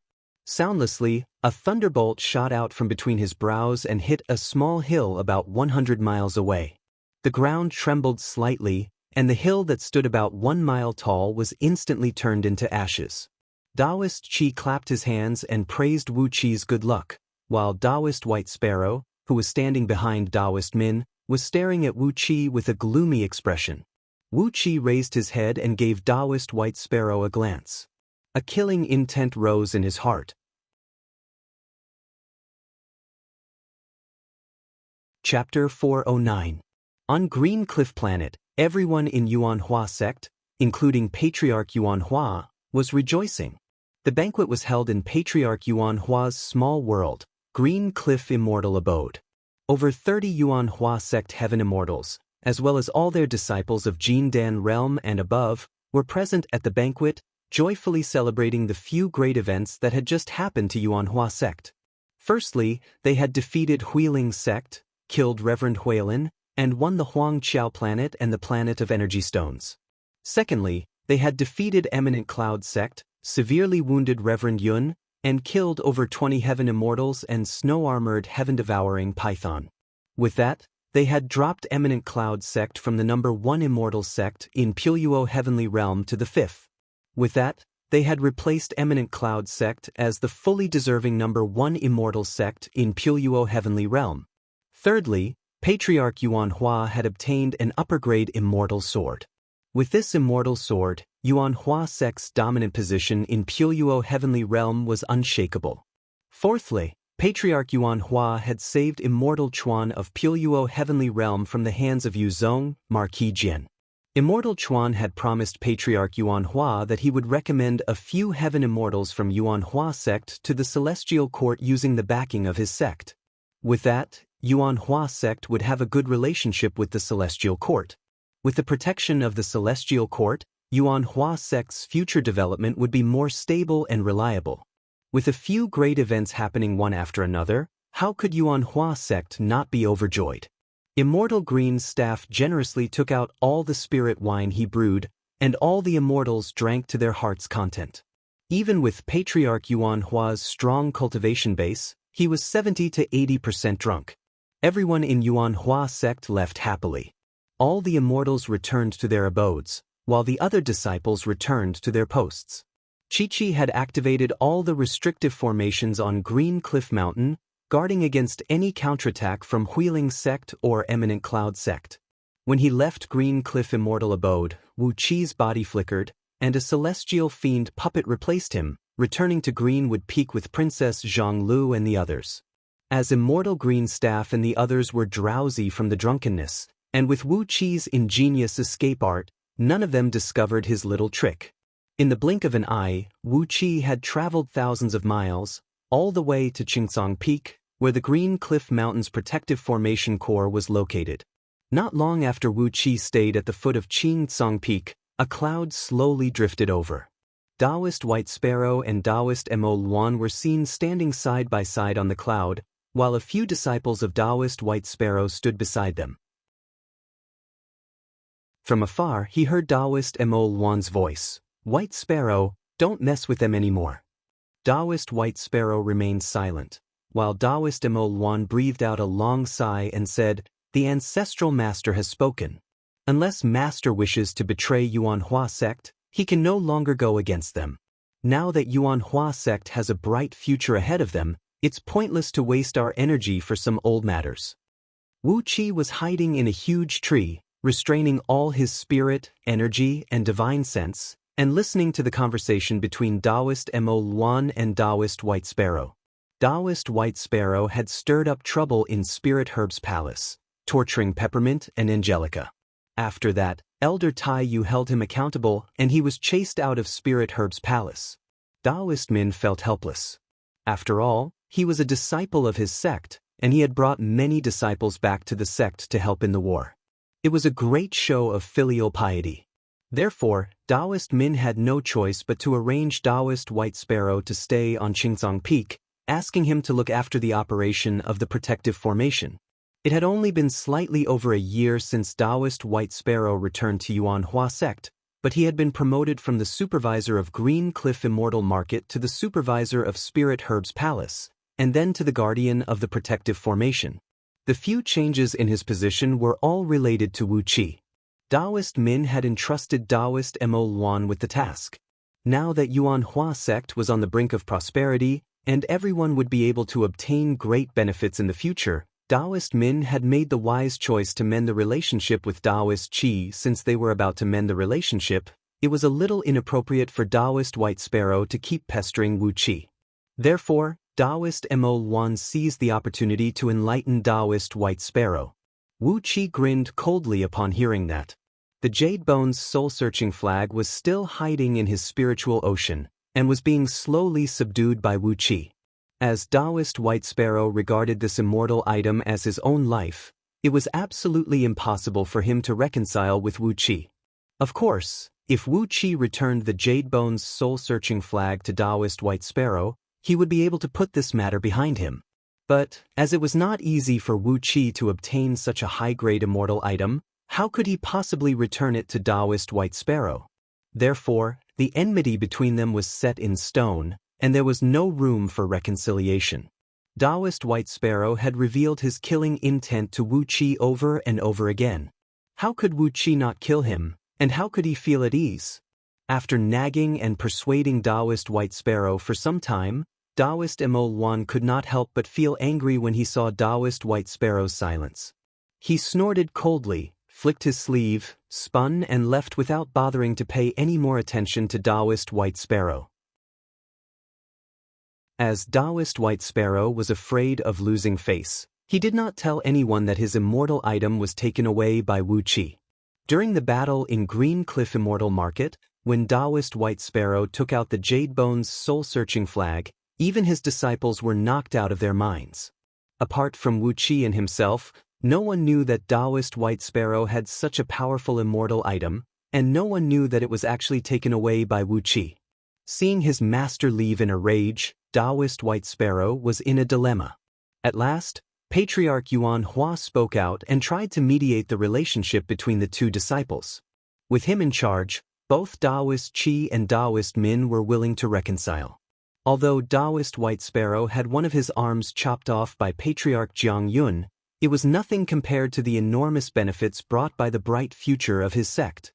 After spending 100,000 years in a laborious cultivation, transcending the thunder tribulation and becoming a heaven immortal, his arm had fully regrown.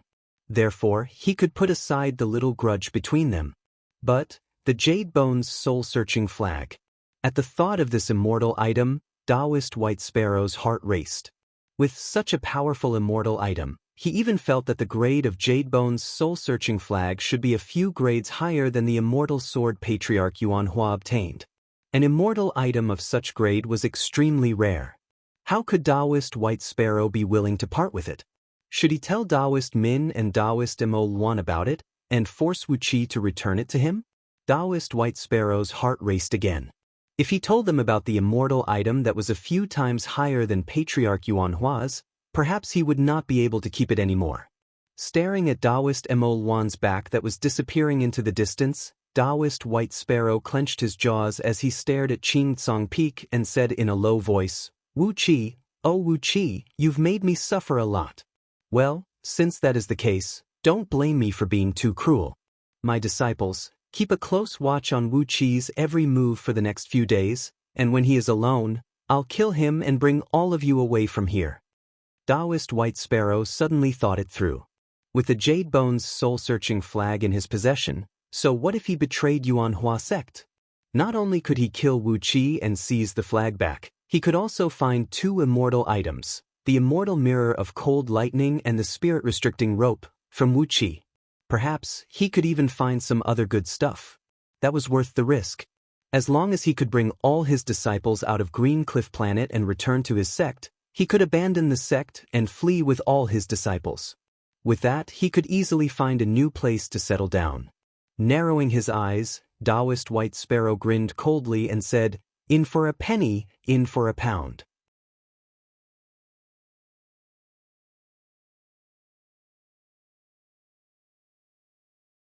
In the past, when I was in Yuan Hua sect, I was only an outer sect disciple despite spending 1,000 years studying the Tao. Only after struggling painstakingly for over 100,000 years did I achieve what I have today. Since when did Yuan Hua sect mistreat me? Not only will I kill Wu Qi and seize back what belongs to me, I'll also teach Yuan Hua sect a good lesson. Laughing ferociously, Taoist White Sparrow said complacently, "I've painstakingly brought my disciples back to reinforce my sect, but I didn't even get any benefits from it. Hee, I don't really care about such a heartless sect. After I kill Wu Qi, we'll destroy the core of Green Cliff Mountain's defensive formation, and let Eminent Cloud sect and Huiling's sect find trouble with them." Wu Qi shook his head, and his mind was filled with confidence. Since Taoist White Sparrow was about to betray Yuan Hua sect, Wu Qi would not feel any mental pressure after killing him. Laughing coldly, Wu Qi's fake nascent soul, which was cultivated with the dark Yin water scripture, suddenly rushed out from the top of his head. A large sheet of cold energy spread out in all directions, blotting the sky and covering the earth. Amidst the cold energy, some white runes could be seen faintly visible, and the space 1 mile in circumference was suddenly enveloped by an extremely thin crystal wall. This crystal wall was the dark Yin crystal barrier, which Lady Dark Goldwater used to defend against Wu Qi's attack. It was the divine ability with the strongest defensive strength found in the dark Yin water scripture. Unless 10 cultivators with the same cultivation base as the user were to attack it at the same time, there was no way they could break the defense of the dark Yin crystal barrier. With Wu Qi's current cultivation base, he was able to fight head-on against a 36th tier heaven immortal. Without 10 heaven immortals joining forces, no one could break the crystal wall. What was even more amazing was that, as the dark Yin crystal barrier was gentle and reserved, all auras within it would be shielded by it. As a result, no matter how hard Wu Qi fought inside, no one would be able to find out what was happening in here. Unless someone happened to sweep their divine will towards this place, no one would be able to find out what was happening in Wu Qi's place. Taoist White Sparrow felt a chill running through his body, and the frightening cold air even slowed down the flow of his blood. "Who are you, fellow Taoist?" he cried out in alarm. Wu Qi was too lazy to talk to Taoist White Sparrow. Since there was enmity between them, he might as well kill him quickly and cleanly. Why should he waste his breath? With a casual wave of his hand, the spirit-restricting rope transformed into a shocking purple beam and shot out, binding up Taoist White Sparrow and all the disciples behind him.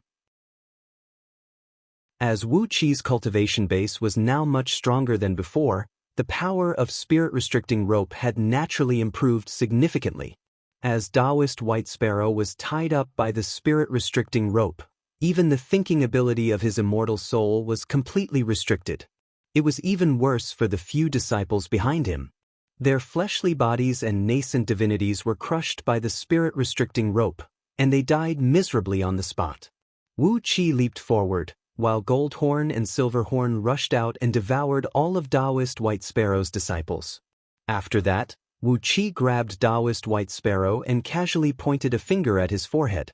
The divine flame of order shot out and burned into Taoist White Sparrow's body. In just a blink of an eye, Taoist White Sparrow was refined into several hundred blood and soul crystals. After shoving all the blood and soul crystals into the Black Dragon Spirit Ring, Wu Qi gathered 90% of his energies and transformed them into the Dark Yin immortal energy through his fake nascent soul. Then, according to a technique found in the Dark Yin water scripture, Black Water Thunder Suppressing Technique, he condensed it into a black thunderbolt the size of a human head in his palm. Casually, he threw the thunderbolt towards Qing Tsang Peak. After that, Wu Qi retrieved Goldhorn and Silverhorn, spun, and left. The thunderbolt flew leisurely towards Qing Tsang Peak, brushing past it at an oblique angle and slamming into a lofty mountain behind it. A muffled thunderclap echoed out, and the lofty mountain 100 miles in circumference was shattered by the thunderbolt. All the natural energies were transformed into snow-white ice flakes that shot in all directions. A bright gleam flickered on Qing Tsang Peak, and amidst the latent force of the thunderbolt, the entire mountain was shaking violently, nearly collapsing. Wu Qi patted his buttocks and left. Yuan Hua sect, which had just finished its celebration banquet, was plunged into chaos. Countless sword beams were shooting in his direction.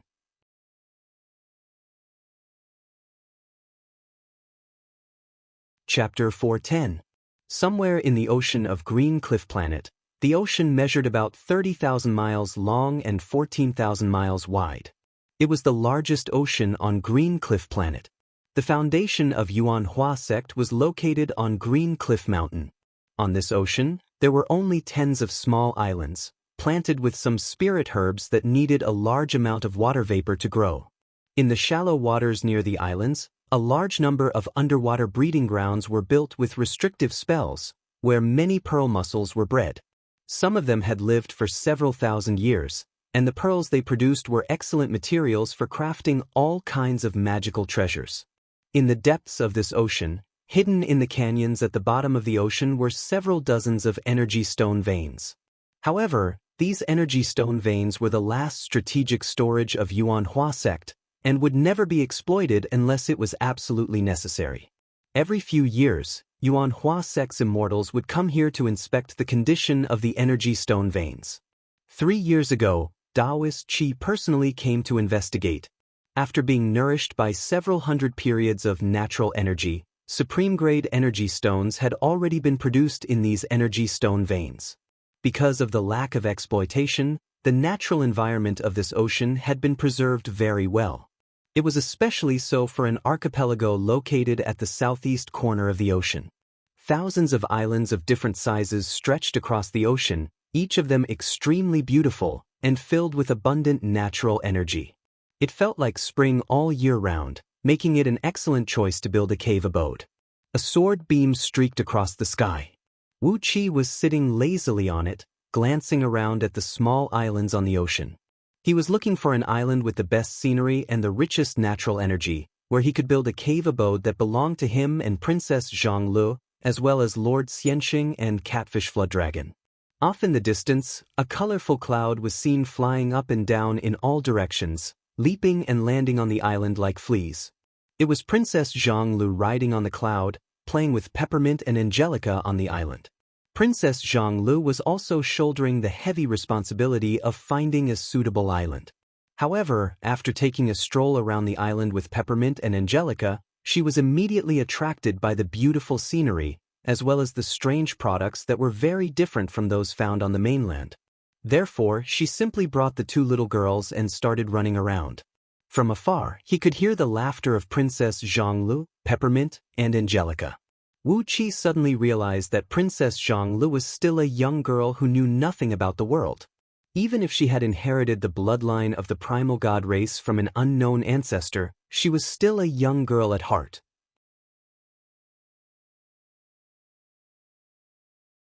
When he killed Taoist White Sparrow, he used the black water thunder suppressing art to unleash a violent thunderbolt that nearly collapsed Qingtsang Peak, which made Patriarch Yuanhua realize that there was a great flaw in Yuanhua sect's defense system.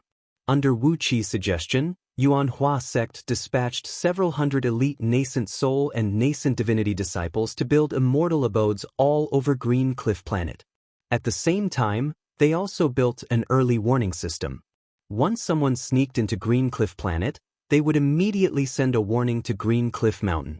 Wu Qi volunteered to build an immortal abode that belonged to him and Princess Zhonglu on this vast ocean. It was Wu Qi's intention. After all, he had too many things that he could not show to others, and it was necessary for him to build an independent abode far away from Green Cliff Mountain. If not for this idea, he could have just left after killing Taoist White Sparrow that night, and there was no need for him to throw a heavenly thunderbolt at Qingtsang Peak.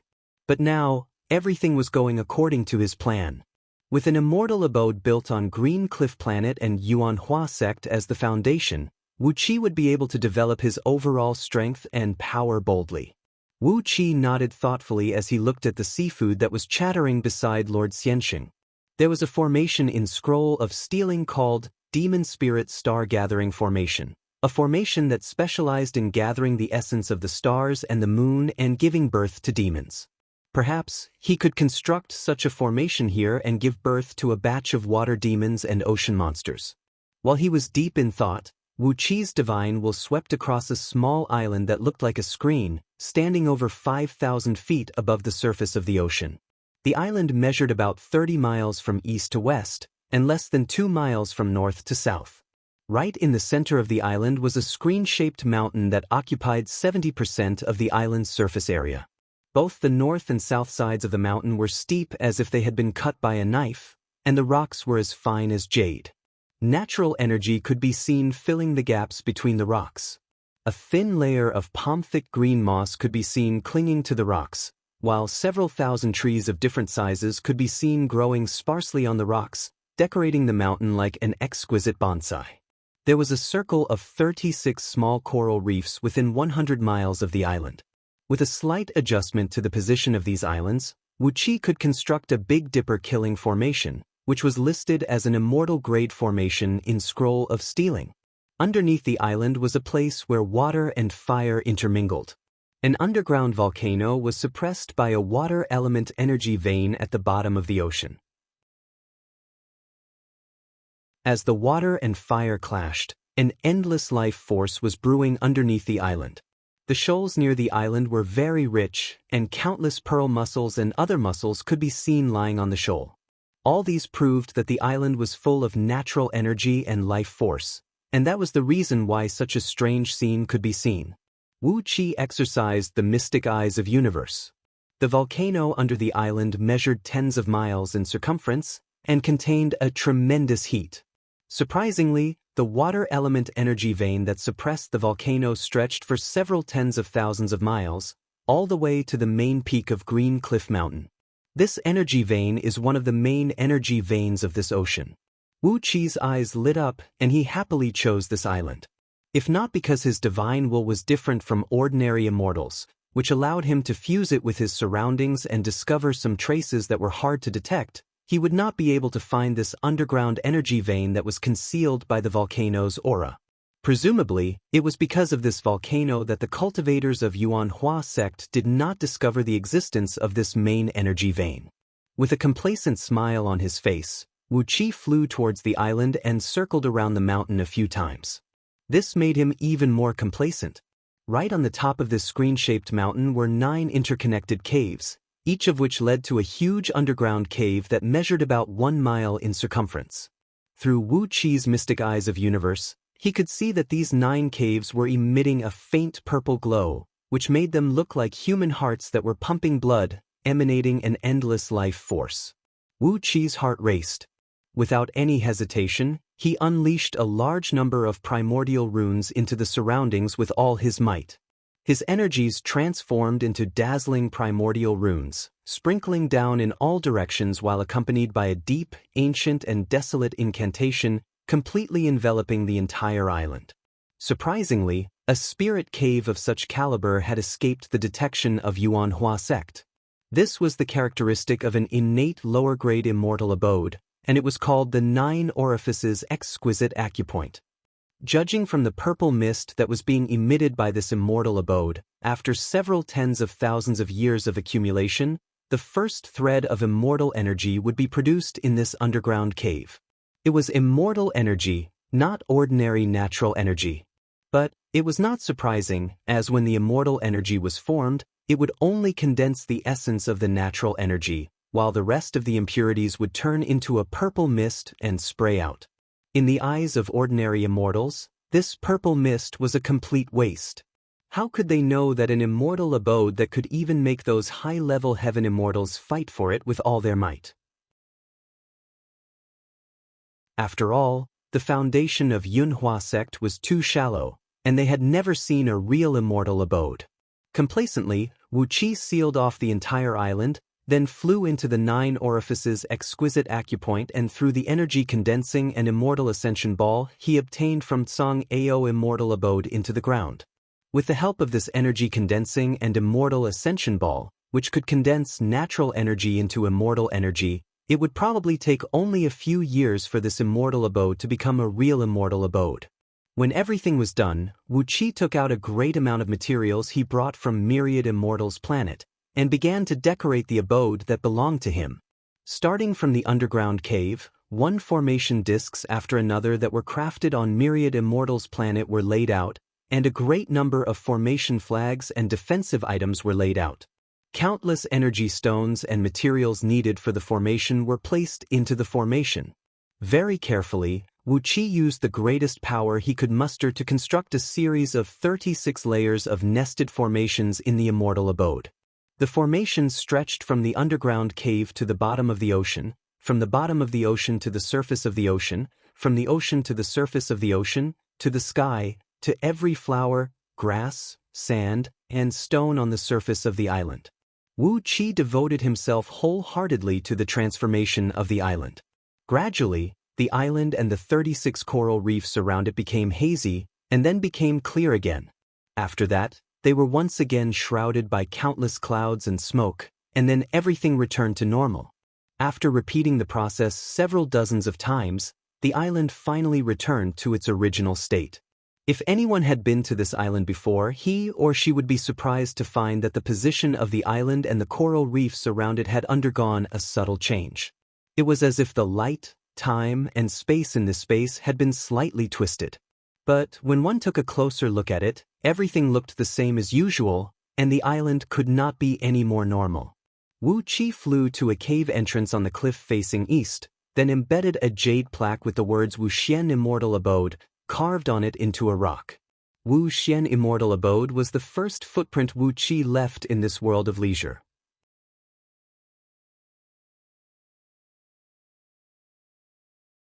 Chapter 411.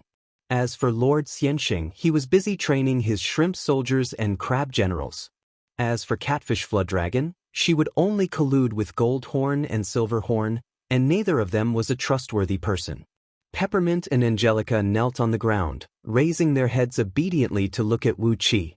"Please tell us, Master," they said at the same time. Nodding satisfactorily, Wu Qi said with a smile, "In a few days, Master will leave Green Cliff Planet for a period of time. Goldhorn and Silverhorn will stay here to protect Zixian. You two will have to keep an eye on these two brothers, and don't let them cause too much trouble."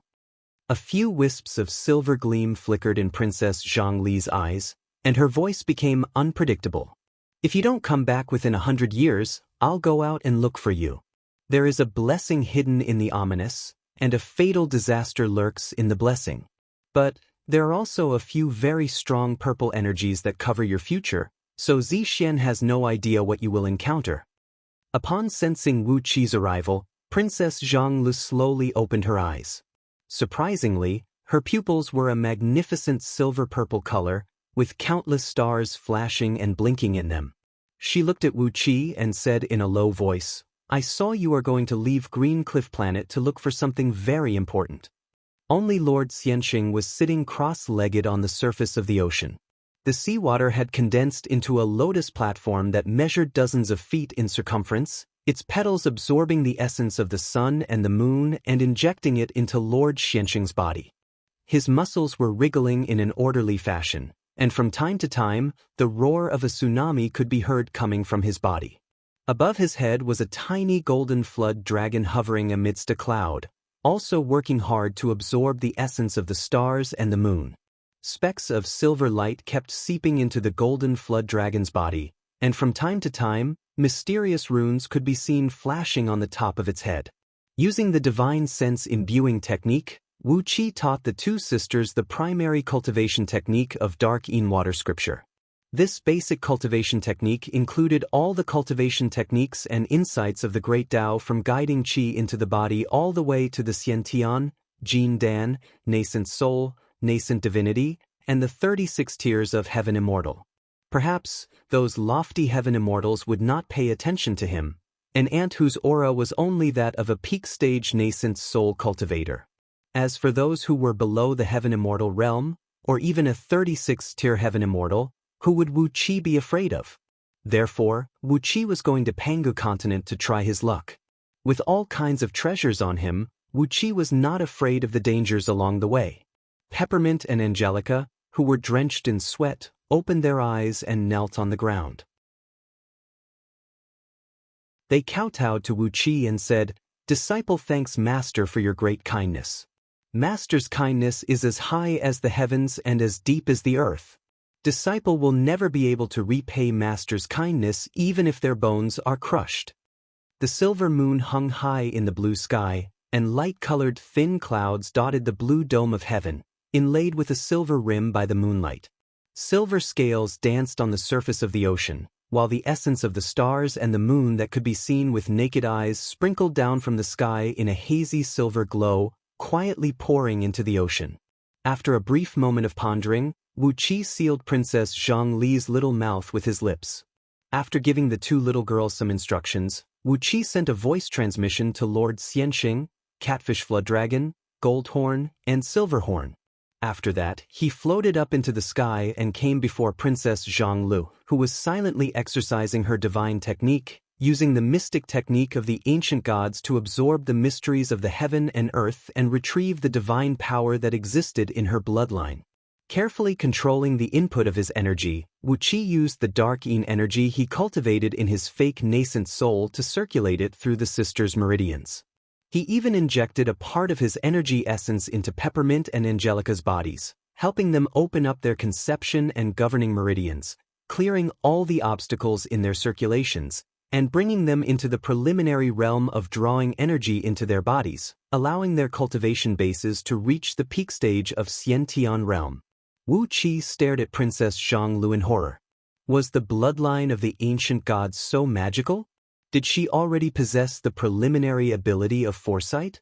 Wu Qi planned to teach them the following cultivation techniques after they became heaven immortals. After all, the profound Yin water scripture was of great importance. If all of its essence was injected into the souls of the two little girls, the immense comprehension of the heavenly Tao and the understanding and analysis of the profound Yin energy would definitely shatter their weak souls. It was a soup that Wu Qi found in Scroll of Stealing, a special concoction made by the ancient gods to stimulate the bloodline of their mixed blood descendants, called the Energy Gathering and Spirit Restoring Soup. It was not difficult to find the ingredients for this soup. In the past few days, Wu Qi had gathered all of them and mixed a few doses of the soup for Princess Zhang Lu. The effect was pretty good, and the innate divine soul of Princess Zhang Lu was growing at a tremendous pace. After a while, Wu Qi suddenly breathed out a sigh of relief and slowly loosened his hands. From the layout of the restrictive spells inside and outside of Wu Xian Immortal Abode to the spirit herbs he brought from Myriad Immortals' planet, he had planted on the island, and many other miscellaneous things, Wu Qi had told them a lot. Peppermint and Angelica listened to them and kept them in mind, memorizing all the instructions given by Wu Qi. On the island named Jade Spirit Island, Princess Zhang Lu was sitting cross-legged on the westernmost point of the screen-shaped mountain. Her body was shrouded in a five-colored auspicious light, and her body had turned translucent. Illusions of the stars in the universe and the tides of earth flame were flashing on her skin from time to time. Next to her was a jade bowl about the size of a human head, in which there were a few drops of dark liquid from the soup. Peppermint and Angelica stuck out their tongues and nodded with a little fear. Wu Qi nodded, then sat down next to Princess Zhang Lu and gently put his arm around her shoulder. Of course, Peppermint and Angelica could not fully assume the responsibility of supervising Goldhorn and Silverhorn. The main authority to control them was still in the hands of Princess Zhang Lu. But there were always times when Princess Zhang Lu was in a secluded cultivation or was not free, so she could only let the two little girls work a little harder. 3,000 carefully selected seafood. No. 3,000 carefully selected shrimp and crab soldiers were floating quietly on the surface of the ocean, enjoying the nourishment of the essence of the stars and the moon, which was 300 times denser than usual. There were 5-foot-long lobsters, 30-feet-long sharks, bed-sized turtles, and a few huge whales. These little demons carefully selected by Lord Xianxing were breathing white mist from their mouths, greedily sucking in the endless cool air around them. Wu Qi's plan was to directly condense the strongest and most perfect innate nascent divinity, which possessed the magical effects of yin and yang and the 5 elements, and reach the root of the great Tao of heaven and earth. Then, he would use the heaven-stealing hand to quickly advance his cultivation base and break through the realm of Gold Immortal in the shortest time possible, resolving the threat of the Dark Yin Soul Captivation spell. The Dark Yin Water Scripture was a scripture that could lead one straight to the first tier of Gold Immortal realm. If the two sisters cultivated according to the scripture, as long as their luck was not too bad, they would have the hope of becoming Gold Immortals sooner or later. Their innate aptitude and foundation were very good. They had the best pure water element spirit root, and it seemed that they had a good comprehension ability as well. It would not be a problem for them to cultivate to the realm of heaven immortals according to the cultivation technique taught by Wu Qi. Catfish was lying on her back on the surface of the ocean, her white belly covered with thick scales, and she was burping from time to time. Half of a whale's tail was hanging from the corner of her mouth, along which blood kept dripping into the ocean. The few whales who were cultivating diligently on the surface of the ocean were staring at catfish with fear and trepidation, their bodies twitching and shivering from time to time. Not far away from them, Goldhorn and Silverhorn were lying on top of a reef that stood over 1,000 feet above the surface of the ocean like two dead fish. The essence of sun and moon was constantly seeping into their bodies, and they were snoring in enjoyment. Cold and hot air were rushing and rushing around them, yet they managed to maintain a delicate balance and did not cause too much influence to the surrounding temperature. When I come back, both of you will have broken through the realm of heaven immortals, he said vaguely. Yes, he was going to look for the innate yang energy. As long as he could find it, he would be able to combine it with the innate yin energy to crush 10 innate nascent souls, fuse them into one, and form an innate nascent divinity. This was the most effective technique that could form an innate nascent divinity of the highest quality according to the scroll of stealing. With a faint smile on his face, Wu Qi touched the ears of the two little girls, then taught them some incantations and hand incantations in a low voice. The incantations and hand incantations could be used to control the restrictive spells in Goldhorn and Silverhorn's nascent divinity. Although it could not control their life and death, it could make the brothers feel extremely uncomfortable. As the two big fellows had just awakened their ancestral bloodline, their ferocious and wild nature had not been erased yet. If Wu Qi were here, they would still restrain themselves a little. But if Wu Qi was not here, perhaps the entire Yuanhua sect would be devoured by them. Therefore, it was necessary to leave behind some means to control them. In the scroll of stealing, there were 37 places where innate yang energy could be found. Wu Qi did a quick calculation of his own cultivation base. If not for the fact that he was lucky enough to find innate yin energy, he could only find 2 out of the 37 dangerous places where innate yang energy could be found. And both of them were located on Pangu continent. Although the scroll of stealing had a way to make up for all kinds of defects in the later stages, it would take too long, easily tens of thousands of years. As Wu Qi was still under the control of the dark yin soul captivation, and his soul would perish in another 1,000 years or so, how could he have the mood to slack off? Of course, Wu Qi could also shatter his nascent soul and form his nascent divinity at this stage, improving his cultivation base to the realm of heaven immortal before fusing with the yin and yang energy. But the innate nascent divinity he formed would only be a lower grade one. Although it was slightly stronger than the immortal soul of an immortal, there was a limit to its strength, and it was far less effective than fusing with the yin and yang energy when forming the nascent divinity. Princess Zhangli had taken Peppermint and Angelica as her disciples, and Wu Qi and Princess Zhangli were engaged. Therefore, it was reasonable for the two little girls to address Wu Qi as their master. Wu Qi did not ask them to change the way they addressed him. Instead, he stroked their heads and said with a smile, "Your master is still cultivating over there. Here, I need to give you some advice." Through Wu Qi's fingers, a faint white light was carefully injected into the sisters' bodies. This was the limit of what Wu Qi could do. The bodies of the two little girls could still withstand the energy of peak stage Xiantian realm. If he forcibly formed the Jin Dan for them, their fragile bodies might explode from the enormous energy. There was a limit to pulling up seedlings to help them grow. At the easternmost part of the screen-shaped mountain, near the entrance to the Wushuan immortal abode which Wu Qi had left behind, Wu Qi had opened up a small platform near the entrance. It was about 80 feet in circumference, and a few hassocks were placed on the platform.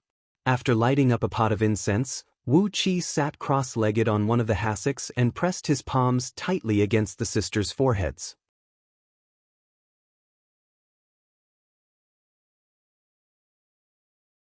Chapter 412. Yuhua Heavenly Realm was the core of this starry sky.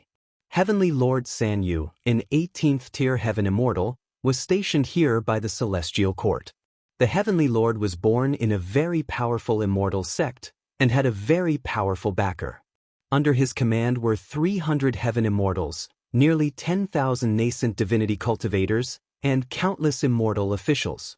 Each and every one of them had a profound cultivation base and profound Taoist magic. He was the person with the true power of the celestial court, who controlled the nearly 10,000 heavenly realms surrounding Yuhua Heavenly Realm. Yuhua Immortal City was located at the center of Yuhua Heavenly Realm. Countless itinerant immortals and ordinary cultivators from the nearly 10,000 heavenly realms ruled by Yuhua Heavenly Realm frequented the market square of Yuhua Immortal City. Some of them were merchants, some were blacksmiths, some were brothels and gambling dens, and so on and so forth. There was no end to the number of people who lived there. Just like the cities built by mortals in the mortal world, this immortal city had all kinds of occupations.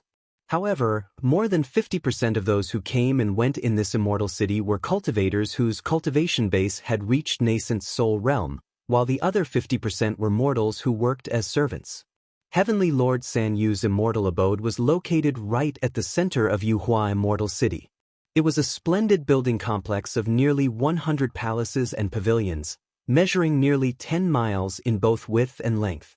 It was built with golden bricks and jade tiles, and shrouded in mist. There were only a dozen heaven immortals, several hundred nascent divinity immortal officials, and some servants who lived in this immortal abode all year round.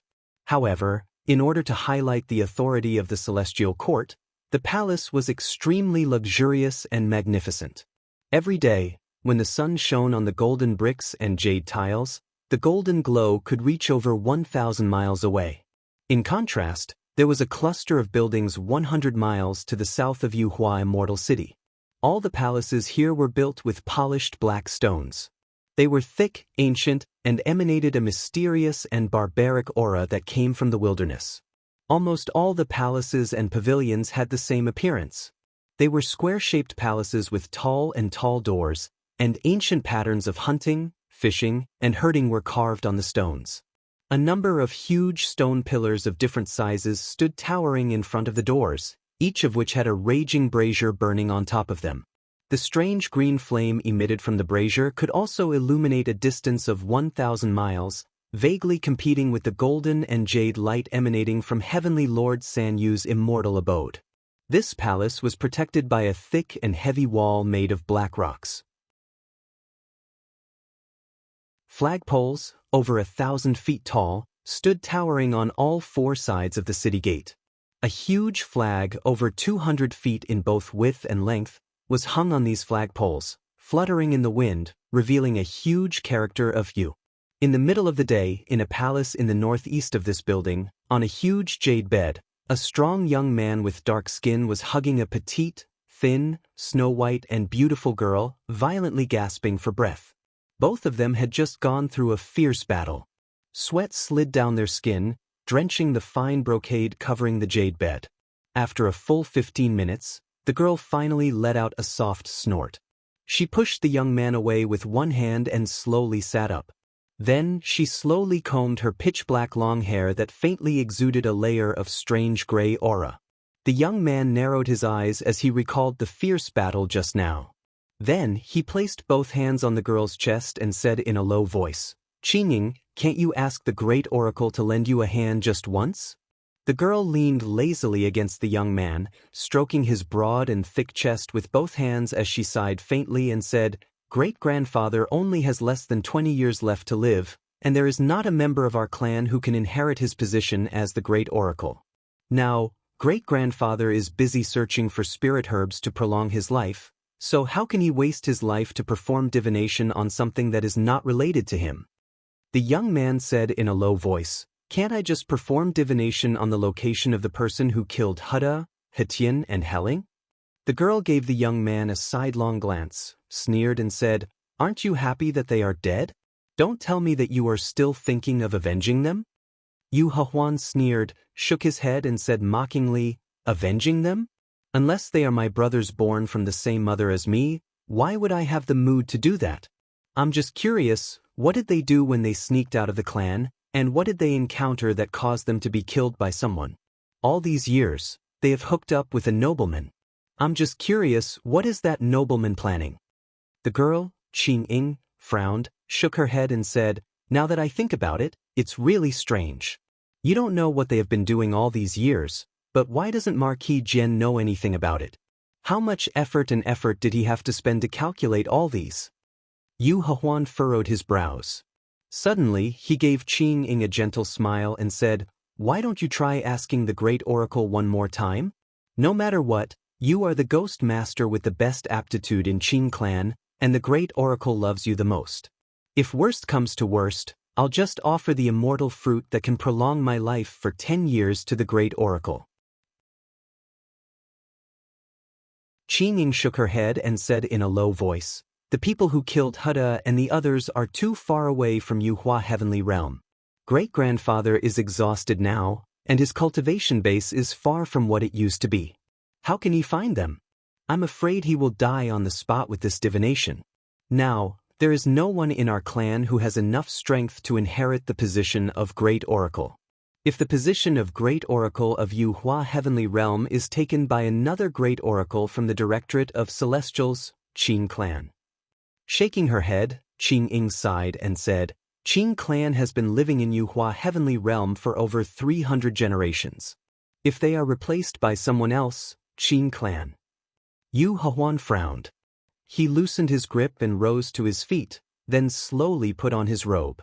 A ruthless gleam flashed in his eyes as he said indifferently, "If that is the case, then forget it. A few days ago, my father came back from Puyo Heavenly Realm, and he was wounded all over his body. He has been in a bad mood lately. As I'm his only son, I have to pay him a visit." Yu Hahuan waved his hand and spun, walking towards the exit of the hall without giving Qing Ying another look. Qing Ying's expression flickered, then she suddenly cried out, "Wait!" She stopped Yu Hahuan, then said in a low voice, "Hahuan, if you really want to find the murderer, I might be able to do it by using the mystic art of psychic connection, right? However, my cultivation base is too weak now. If I forcibly use the mystic art of psychic connection, the Yin deities will invade my fleshly body, and I'm afraid my lifespan will be reduced by half." Looking at Yu Hahuan with a sad expression, Qing Ying said in a low voice, "It doesn't matter if they are dead. Why do you want to pursue this matter?" Yu Hahuan spun and returned to the side of the jade bed with a faint smile on his face. He hugged Qing Ying intimately and said, "Qing Ying, please help me with the divination. I'll definitely find some spirit herbs to replenish the lifespan you've lost this time. Don't tell me you don't trust me?" Qing Ying opened her mouth, then walked down from the jade bed without saying a word. With a point of her finger, a stream of clear spring water gushed out from the ground and quickly cleaned her body. While reciting an ancient and cryptic incantation, Qing Ying knelt down on the ground. Her long hair fluttered in the air. Suddenly, the hall was enveloped by a layer of grayish-white mist.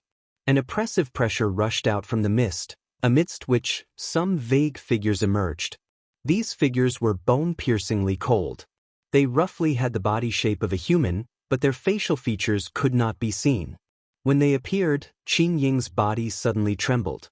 About 40% of her pitch-black long hair had turned grayish-white, and her smooth and tender skin became dry and dull, as if she had suddenly aged by a few years. Yu Hahuan took a few steps back in panic. Unknowingly, a jade tablet engraved with strange runes had appeared in his hand. A ball of heat rushed out from the jade tablet, helping him neutralize the cold aura that felt like it could even freeze one's soul. Abruptly, the grayish-white mist shrunk inwards, wrapping around Qing Ying. A shrill cry came out from her mouth. Her body was shivering, and a grayish-white flame shot out from her fingertip, transforming into a 10 feet tall grayish-white light screen in the hall. She cried out in a low voice, "This is the man, and he is related to the person who killed them. The person who killed them is too far away. With my current cultivation base, I can't find them through my divination." A miserable howl rang out, as dark blood oozed out from Qing Ying's 7 apertures at the same time. It was dark, foul-smelling and sticky like paint. The scene of a teleportation formation in Yuhua Immortal City appeared on the light screen. Lights and shadows flickered above the formation as Wu Qi strode out from it. He was clad in a green Taoist robe, with his half-length hair hanging loosely behind his back and a hairband tied in front of his forehead. He looked neat and tidy and did not wear any ornaments. A few idlers who were standing next to the teleportation formation came up to Wu Qi with a smile on their faces, greeting him attentively. That green-clothed Taoist, That's him. Qing Ying closed her eyes, her body trembling as she cried out, If he doesn't die, both you and I will be killed by him. I saw so much blood. If he doesn't die, both you and I will be killed by him. Yu Hawan's expression flickered. He stepped forward and hugged Qing Ying, whispering a few warm words in a low voice. After that, he pushed her away mercilessly and strode out of the hall. He pouted his lips and gave a shrill whistle. An extraordinarily handsome black leopard with a horn on its head came flying over, lying down before him obediently. Yu Hawan sat on the leopard's back, then cried out in a deep voice, Flying Leopard Army, follow me to Yuhua Immortal City. A troop of 1,000 lightly armored soldiers, all mounted on colorful leopards, came running wildly, following closely behind Yu Hawan. Inside Yuhua Immortal City, Wu Qi, who had just told his master about his wish to travel the world, received the permission from Patriarch Yuanhua and many other heaven immortals in Yuanhua sect, and was even rewarded with a few spirit items, was walking out from the teleportation formation that connected Yuhua Immortal City to Pyuyo Heavenly Realm. Qing Ying had a marvelous technique of divination.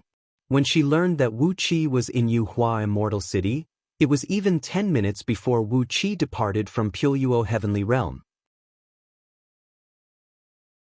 Therefore, right after Wu Qi walked out from the teleportation formation of Yuhua Immortal City and was entangled by a few idlers standing outside the formation, Yu Hawan, with a merciless and cold grin on his face, had already brought the Flying Leopard Army and rushed to the teleportation formation. The Flying Leopard Army is handling some business. Those who have nothing to do with it, get lost. Yu Hawan let out a wild laugh, casually thrusting his spear and killing a nascent soul cultivator standing next to him. After that, he thrust his spear straight at Wu Qi. Shadows of the spear flickered, and half of the square where the teleportation formation was located was enveloped by the strong wind brought up by the spearhead. Yu Hawan thrust the spearhead straight at the root of Wu Qi's thigh.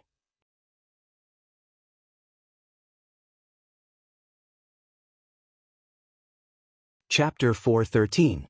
In the face of Wu Qi's divine force, the strength of these armored soldiers was like a mayfly trying to shake an iron tree. They could do nothing to him. Effortlessly, he leaped forward and came before Yu Hawan, grabbing his neck with one hand. Putting his slightly altered face before Yu Hawan's face, Wu Qi grinned hideously and said, 3 of your brothers are dead. Are you going to die together with them? Instinctively, Wu Qi reacted.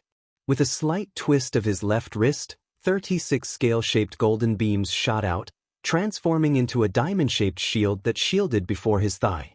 Yu Hawan's spear produced a long cry as it smashed forcefully onto the shield. A tremendous rebounding force came from the shield. Yu Hawan's muscles bulged, and a tremendous force passed through the spear and collided with the rebounding force. The silver spear, engraved with the pattern of Qilin treading on clouds, was bent into the shape of a crescent moon. Being pressed by 2 tremendous forces, the spear let out a continuous dragon roar and kept trembling. On the other hand, each of the soldiers of Flying Leopard Army was stronger than the leopards they were riding on. They did not show any signs of Qi cultivators, and their aura was more similar to the beast warriors of Great Yen Dynasty. Vaguely, one could sense the aura of souls of beasts coming out from their bodies. Among these soldiers, 2 skinny men clad in brightly colored soft armors were the strongest. Their physical strength was nearly as strong as a nascent divinity cultivator. When the cultivators near and far saw that a fight had broken out, those mortals who worked as laborers immediately fled with their hands covering their heads, while those nascent soul cultivators dared not to come any closer. They simply rode on their escape beams and fled from the scene. Only those nascent divinity cultivators with stronger cultivation base dared to stand near the square and watch the show. Meanwhile, a great amount of divine will swept across from the sky. They were the divine wills of the heaven immortals from various powers in Yuhua Immortal City. Several hundred soldiers of Flying Leopard Army cried out at the same time. Abruptly, a few of them spread their arms and thrust toward Wu Qi. There were too many soldiers of the Flying Leopard Army at the scene. If all of them rushed forward, it would be a hindrance. The encirclement of a few armored soldiers sealed off all possible angles for Wu Qi to dodge. Another middle-aged man with a mustache, high cheekbones, and a sallow and skinny face pulled on Wu Qi's sleeve and shouted, "Senior, Senior, you must come to our profound truth pavilion to take a look. We have countless treasures there. Whether it's treasures, spirit treasures, or immortal treasures, we have everything. Heh? Thunderbolt divine lightning seed refined by a golden immortal. Do you want it? This is a supreme weapon for self-defense and life-saving, as well as for murder and robbery." Of course, Wu Qi would not dodge. With a sway of his body, he shrunk down and became 3 inches shorter, and his shoulders became a few inches wider. His facial muscles were slightly adjusted, looking 80 to 90% similar to his original face, but he looked like a completely different person. Because of the crowd, no one could see through the slight change in Wu Qi's body. He snorted coldly and suddenly leaped forward, brutally knocking away a few armored soldiers of the Flying Leopard Army who leaped at him, then punched them away. While he was still reminiscing the passionate kiss he had with Princess Zhongli before he left, and there was still a little bit of Princess Zhongli's rouge left on the corner of his mouth, a few idlers came up to Wu Qi and began to introduce the good places in Yuhua Immortal City to him. These few people talked extravagantly, describing the shops they recommended as rare in the heavens and impossible in the earth, as if one could become a primordial immortal just by visiting one of their shops. Sure enough, the topic had come. "How did you know my whereabouts?" Wu Qi cried out coldly. A jade-colored butterfly-shaped beam shot straight towards Wu Qi. Looking at Yu Huan, whose face was twisted, Wu Qi pondered for a brief moment. Suddenly, he pulled out the gold ingot he found from Wei Xiaoxiao, casually tossed it towards Yu Huan. Yu Huan, who was struggling with the earth element dragon scale shield, did not expect Wu Qi to strike suddenly.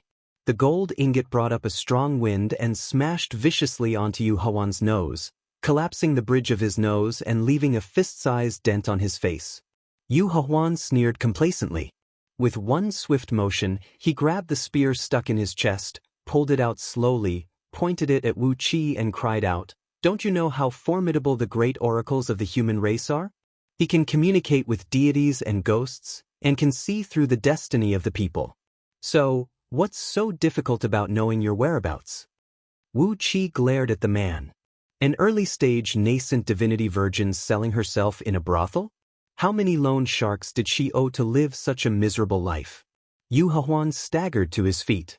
With one hand covering his nose, he pointed his other finger at Wu Qi and said furiously, "Didn't you hear what I just said? The deaths of Yu Heda, Yu Hedin, and Yu Heling are related to you. If you don't want to be minced into meat paste and fed to the leopards, then cripple your own cultivation base and follow me. Hand over the person who killed them, and I'll spare your soul for reincarnation." It was a cultivation technique that was completely different from that of Qi cultivators. Perhaps, it was a body-tempering technique unique to the human race. However, Wu Qi could clearly sense that the nature of the souls of these armored soldiers was no different from that of ordinary mortals, and their lifespan was extremely limited. If not because they had fused with their beast souls, these people could at most live for over 100 years.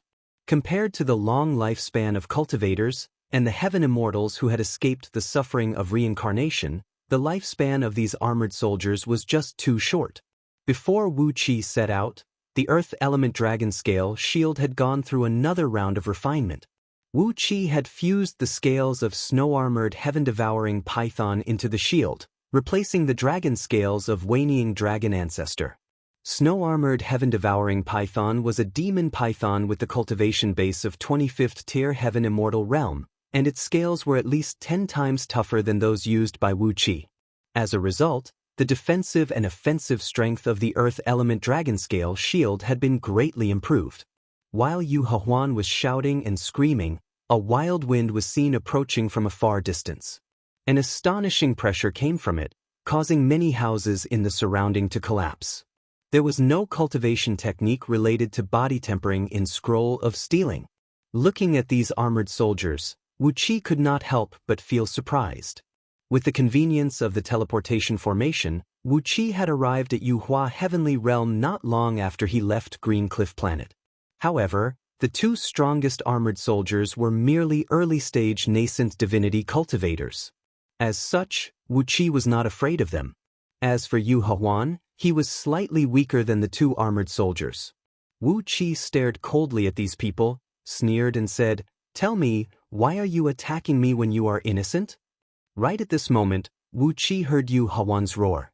Beams of cold light streaked across the sky, while the spear tore through the air and produced ear-splitting whistling noises. The spear in Yu Hehuan's hand stirred up a strong gust of wind, bringing with it the blood of the cultivator who was casually killed by him just now, as it thrust towards the root of Wu Qi's thigh. Yu Hehuan howled miserably as blood sprayed out from his nose. Instinctively, he threw away the spear and covered his nose with both hands. However, just as he was about to clash with the Earth Element Dragon Scale shield, the spear had been bent into a crescent shape. As soon as he loosened his grip, the spear bounced back abruptly, and the sharp gourd tip at the end of the spear shaft pierced forcefully into his chest. A loud noise rang out as the spear pierced into his chest, and the tremendous force sent him flying over 1,000 feet away. Grabbing Yu Hehuan, he retreated step by step to the teleportation formation which Wu Qi used to arrive here. Grinning coldly, Wu Qi said, "Everyone, stay back. Or else I'll kill him." The handsome man, who had a powdered face and did not have any cultivation base, was clad in a small green shirt, and had a big red flower stuck on his head, said with a smile, "Senior, a virgin with early-stage nascent divinity cultivation base has just arrived in our Spring Harmony restaurant. Today is the best day to bid for her grooming. Senior, please don't miss this opportunity. If a virgin with early-stage nascent divinity cultivation base is used as a cultivation vessel, it is equivalent to 300 years of laborious cultivation." Upon hearing Wu Qi's scolding, the few idlers, who were so shocked by the pressure unleashed by Wu Qi, exchanged a glance with each other, then walked lazily to the side. A blinding light was bursting out from the teleportation formation behind them, as another group of cultivators had arrived at Yuhua Immortal City. The pain made Yu Hehuan's eyes go blank. He fixed his gaze on Wu Qi's face, which was very close to his face, and kept the appearance of Wu Qi in his mind. This was the main reason why Wu Qi had changed his height and appearance during the chaotic situation. He did not want to be hunted by Marquis Jian, Yuzong, and he did not want Yuzong to find Yuan Hua sect based on his appearance. Yu Hehuan cried out in terror, "Stay back! Everyone stay back! Or else!" Yuzong's brutal voice rang out, "Who dares to touch my beloved son?" Vaguely, Wu Qi unleashed a slight pressure and cried out in a low voice, "Shut up, all of you! Do you think I'm a greenhorn who has just made his debut? Are you trying to fool me with such a trick? Get lost or else I'll attack you." Looking at these people, Wu Qi thought of those hooligans and scoundrels who solicited passengers at the entrance of the railway station back on Earth. He glanced around, wondering if there was another group of cultivators waiting nearby, waiting to beat him up and rob him of his money. Apart from the fact that the item Spirit Sentience was too weak, as it had not cultivated to the realm of Spirit Immortal, the defensive and offensive strength of the Earth Element Dragon Scale shield was not weaker than ordinary lower-grade immortal items. Rolling his eyes helplessly, Wu Qi did not say a word. Instead, he grabbed the middle-aged man by the neck and pushed him away. What a thunderbolt ball crafted by a gold immortal! Will something crafted by a gold immortal be sold in Yuhua Heavenly Realm? It was not that Wu Qi looked down upon the immortals and cultivators of Yuhua Heavenly Realm, but perhaps no one here could afford the price of even the simplest immortal talisman produced by a gold immortal. The spear let out a sonorous cry. Wu Qi injected a thread of energy into the Earth Element Dragon Scale shield, strengthening its defense. He gave Yu Hehuan a cold glance and cried out, "Why did you kill someone for no reason? Why did you attack me for no reason?" Without waiting for Wu Qi to answer, Yu Hehuan cried out, "Somebody, capture him alive. Cripple his cultivation base, bring him back and interrogate him with torture." A large group of soldiers from the Flying Leopard Army tried to stop Yu Hehuan, but the rebound force from the spear was too strong. As it had fused with the two forces of Yu Hehuan and the Earth Element Dragon Scale shield, Several dozens of soldiers, as well as their mounts, were knocked flying away by Yu Hahuan. Finally, they were stopped by the defensive barrier at the edge of the square. His target is my thigh, and not any other vital body parts. Is he trying to capture me alive? However, when these heaven immortals found out that one of the attacking parties was the flying leopard army led by Yu Hahuan, they immediately retracted their divine will. The invisible voice transmission quickly covered the entire Yuhua immortal city. All the cultivators who came to watch the show fled. In just a blink of an eye, only the flying leopard army led by Wu Qi and Yu Hahuan remained in the square, which measured over 100 miles in both width and length, and was densely covered with nearly 100 teleportation formations that led to different heavenly realms. Wu Qi clenched his fingers together, and a crisp cracking noise was heard coming from Yu Hahuan's neck. His neck was nearly broken by Wu Qi. Over 100 well-trained soldiers from the Flying Leopard Army went to check on the injured Yu Hahuan, while the others quickly circled around and surrounded Wu Qi. The mounts of these soldiers looked ferocious, emanating a wild and untamed aura from their bodies. Wu Qi ran his divine will through these leopards, and found that none of them showed any signs of cultivation. However, they must have been tempered with some medicinal herbs or mystic techniques, as their fleshly bodies were so strong that they could be comparable to nascent soul cultivators who specialized in cultivating body cultivation techniques. Yu Hahuan sneered. Suddenly, his eyes went wide, and an even more vigorous force rushed out from his body. The tip of the spear and the golden shield rubbed violently, generating a large sheet of flame. Then he cried out with a stern voice, "That guy has blocked my way, so he deserves to die. As for you, do you still remember Yuhuda? I'm his half-brother, Yu Hahuan."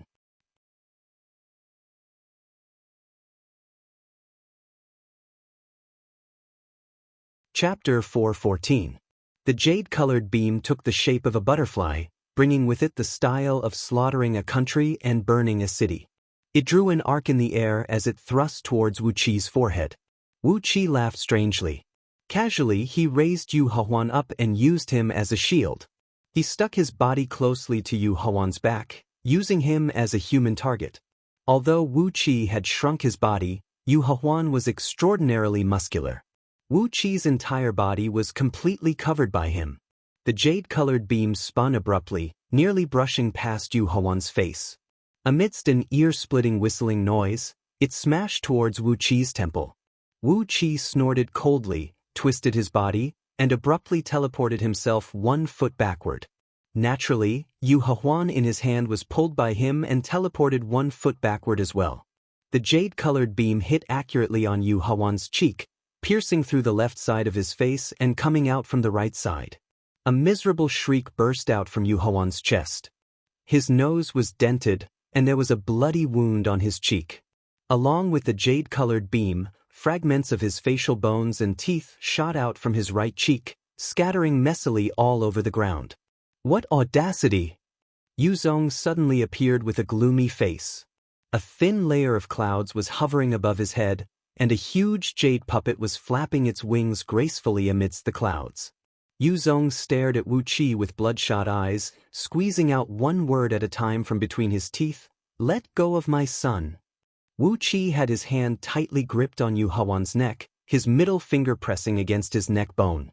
With just a little bit of force, he would be able to crush Yu Hahuan's bones. Yu Hahuan and the others did not cultivate their nascent divinity, including those armored soldiers of the Flying Leopard Army. Instead, they had their souls coexisted with beast souls, borrowing the power of the beast souls to fight. Therefore, once their bodies suffered an irreversible injury, they would lose their lives. Compared to immortal cultivators, who could regain their bodies even if their fleshly bodies were crushed, the lives of Yu Hahuan and even Yu Zong were much weaker. After having Yu Hahuan's life in his hand, Wu Qi stared at Yu Zong, smiled and said, "You want me to release him? Hee, the first condition. You are not qualified to negotiate with me." Yu Mu roared furiously. While Yu Miao's roar was still echoing across the square, Wu Qi had already grabbed Yu Hahuan's left arm, pinched his elbow and pulled forcefully, pulling Yu Hahuan's arm off his body. The sound of bone and flesh breaking rang out clearly in everyone's ears. Broken bones and flesh shot out in all directions. Grabbing Yu Hawan's broken arm, Wu Qi sneered and said, "The first condition." Looking at his son, who was howling miserably, and then at the severed arm in Wu Qi's hand, Yu Mu fixed his gaze on Wu Qi and memorized Wu Qi's appearance and body shape, which had been slightly adjusted. Gritting his teeth, he let out a furious bellow and rushed into a shop on the side of the square. Dozens of miserable howls could be heard echoing out. In just a blink of an eye, Yu Mu had killed all the people in the shop, then rushed out with blood all over his body.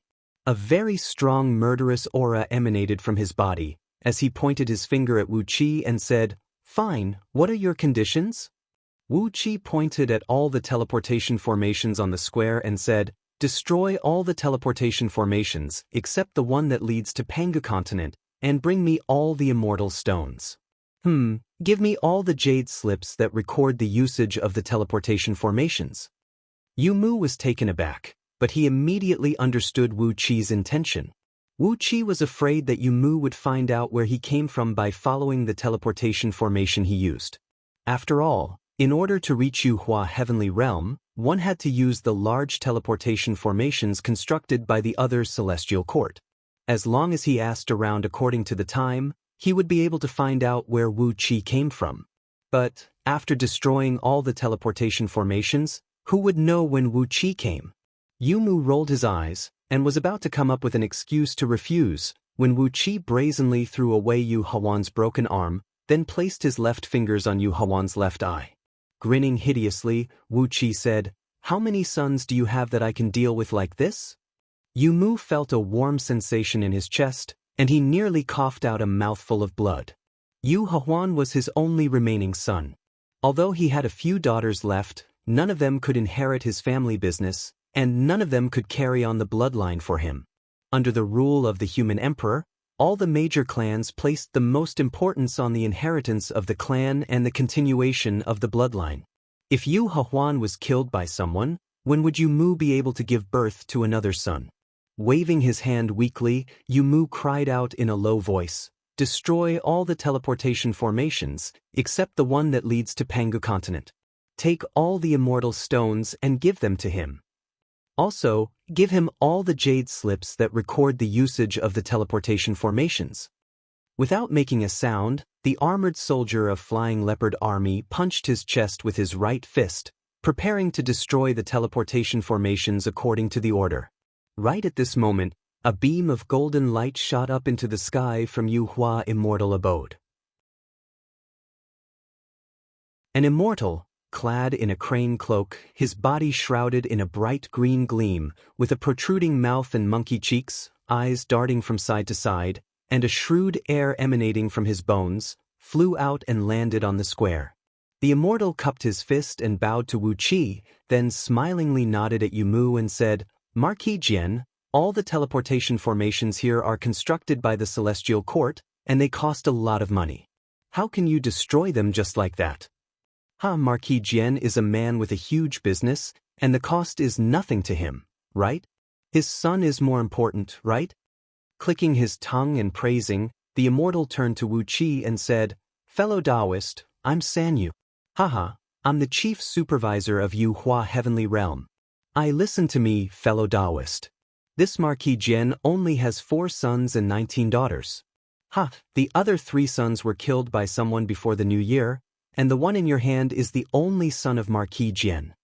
Yu Mu's face fell dramatically. But as he was about to interrupt Heavenly Lord Sanyu, the latter suddenly threw a tantrum. He pointed his finger at Yu Mu and cast the muting spell, an immortal spell. Yu Mu's throat turned stiff, and he could not say a single word. Heavenly Lord Sanyu cried out hastily, "The human emperor has decreed that any minister who does not have a son will have their title of nobility reduced by 1 rank every 100 years. Fellow Taoist, you can't sell him at a low price." Wu Qi raised his brows. Immediately, he had a very good impression of Heavenly Lord Sanyu. The human emperor had decreed that any minister who did not have a son would have their title of nobility reduced by 1 rank every 100 years? The heavenly Tao had determined that the stronger a living being was, the harder it was for him to give birth to a child. As Yu Mu possessed a cultivation base equivalent to a 20th tier heaven immortal, not only would he have to work very hard, he would also have to be lucky enough to meet a girl who could bear his yang energy and give birth to his child. Perhaps he would not have a son for several thousand years. After several thousand years, no matter how high Marquis Jian's title of nobility was into Yu, he would be reduced to a commoner by now, wouldn't he? Wu Qi laughed. Without hesitation, he fished out a jar of ointment and sprayed it on the wounds on Yu Hawan's broken arm and face. The ointment concocted by Wu Qi himself was just like the ointment concocted by him for external wounds, which had a very violent nature. When the ointment sprinkled on Yu Hawan's body, it was as if a bottle of strong nitric acid was sprayed on his heart, liver, and lungs. The pain made him howl and howl miserably, while pale red cold sweat broke out from all over his body. The severe pain made his heart race, and all the capillaries under his skin burst open. Coincidentally, Heavenly Lord San Yu's muting spell was broken by Yu Mu. Having witnessed everything, Yu Mu bellowed furiously, "How dare you, a filthy Taoist!" Without hesitation, Wu Qi pulled out a dagger and pressed it on Yu Hawan's lower body. He looked at Heavenly Lord San Yu, smiled, and said, "Does the human emperor have a rule that says the son of a certain Marquis Jian is a eunuch?" Heavenly Lord San Yu tucked his hands under his sleeves, narrowed his eyes, and answered with a smile, "Eunuch? Can that be considered as a son?" Wu Qi let out a few strange laughs, then tilted his chin at Yu Mu and said, 100 immortal stones, this is the second condition. Heavenly Lord San Yu's eyes narrowed into two thin lines as he cried out, "Also, if you insist on dismantling the teleportation formation, you must compensate for the cost and manpower of the teleportation formation, as well as the hush money for those immortal monarchs of Yu Hua Heavenly Realm who have lost contact with the other heavenly realms.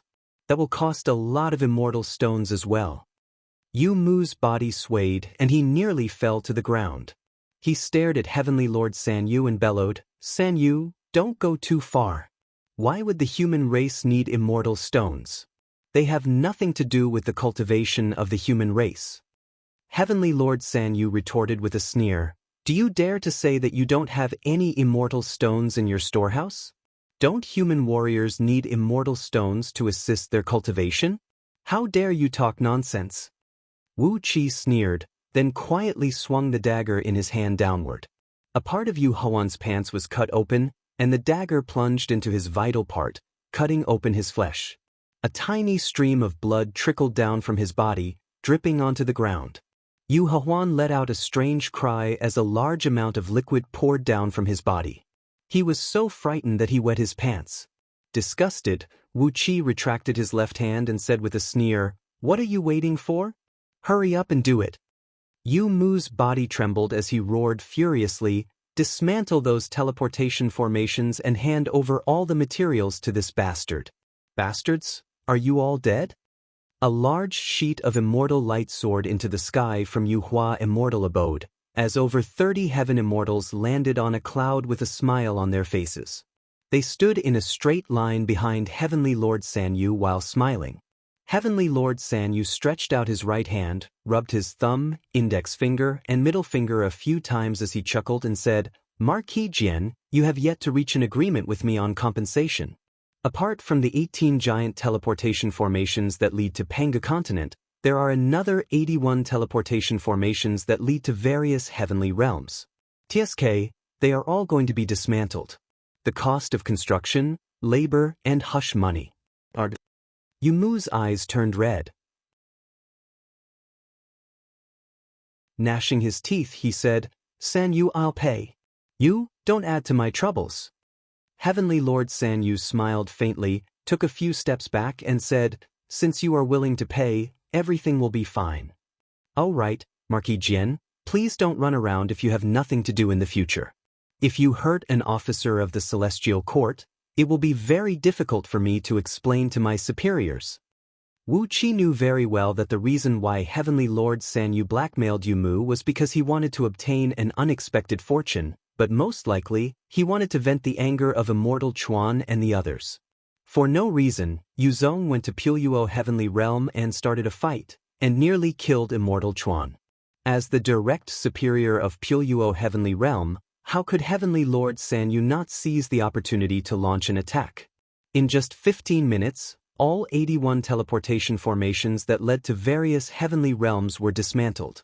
All 81 immortal stones, which served as the core power of the teleportation formations, as well as other materials used to construct the formations, were stuffed into a large-capacity storage bag hanging on his waist by Wu Qi. When he was out in the world, he should never reveal his wealth. The image of Black Dragon Spirit Ring was too glaring. Therefore, he hung both the ring and the Spirit Breeding Ring in front of his chest instead of wearing them on his fingers. Immediately after that, one of Yu Mu's subordinates brought him 100 fist-sized lower-grade immortal stones. A very strong immortal energy drifted out from them, and Heavenly Lord Sanyu's eyes nearly popped out from their sockets. He stared blankly at the immortal stones and did not move. Wu Qi even wondered if Heavenly Lord Sanyu would rob him if he did not have Yu Hawan's life and death in his hands, which made it difficult for him to kill Yu Hawan. 100 immortal stones was a real fortune that could move one's heart.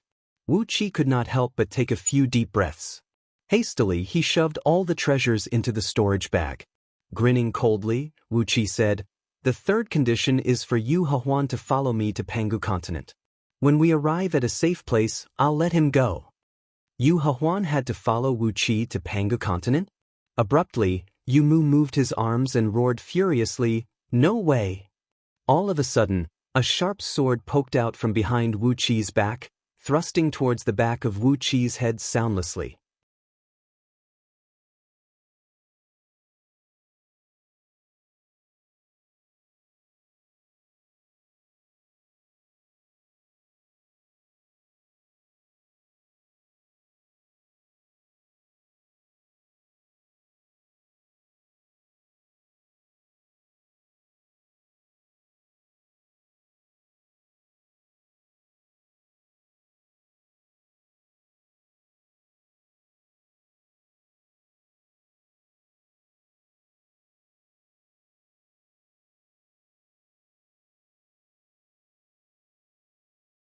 Chapter 415. The man who popped out from behind Wu Qi was a short, skinny, and shriveled man, who looked like a rat that had been dried up by the sun. He was holding a short sword in his hand. It was 1 foot and 2 inches long, as wide as a leek, and as thin as a gust of wind. A faint dark mist drifted behind his back, within which a beast soul that looked like a mouse with 6 legs could be vaguely seen. Without making any sound of wind or releasing any aura, the little man appeared out of nowhere behind Wu Qi, then thrust the sword forward. The tip of the sword went straight toward the back of Wu Qi's head at an incredible speed, as if it was going to pierce through Wu Qi's head.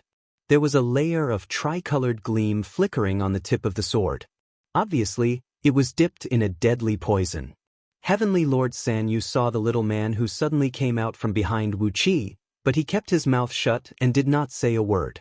He had greatly offended Yu Miao today, and had gotten a lot of benefits from him.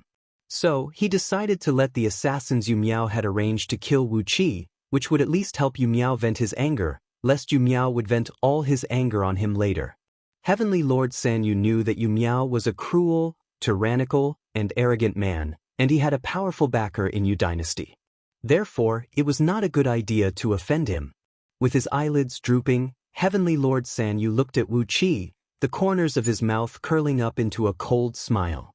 Wu Qi had all his attention on Yu Miao and Heavenly Lord Sanyu. Neither one of them possessed a frightening power that could easily turn Wu Qi into nothingness. Even though Wu Qi seemed to have gained a certain upper hand now, Wu Qi dared not to slack off. Yu Miao did not seem to be his forte, as his divine abilities and spells did not seem to be his forte. As for Heavenly Lord Sanyu, he was an 18th tier heaven immortal. If he suddenly cast a spell or something similar to a spell on Wu Qi, it would bring him great trouble. Using his divine will, he carefully communicated with Hasek, who was slumbering in his spiritual ocean. He was mentally prepared to sign an unfair contract with Hasek and ask him to help him at any time. Suddenly, Wu Qi saw the strange smile on Heavenly Lord Sanyu's face from the corner of his eyes. Wu Qi's heart skipped a beat. He was shocked and released his innate divine sense. Immediately, Wu Qi saw the short man in black behind him. He grabbed Yu Hehuan and leaped forward, moving his body 3 feet forward in an instant.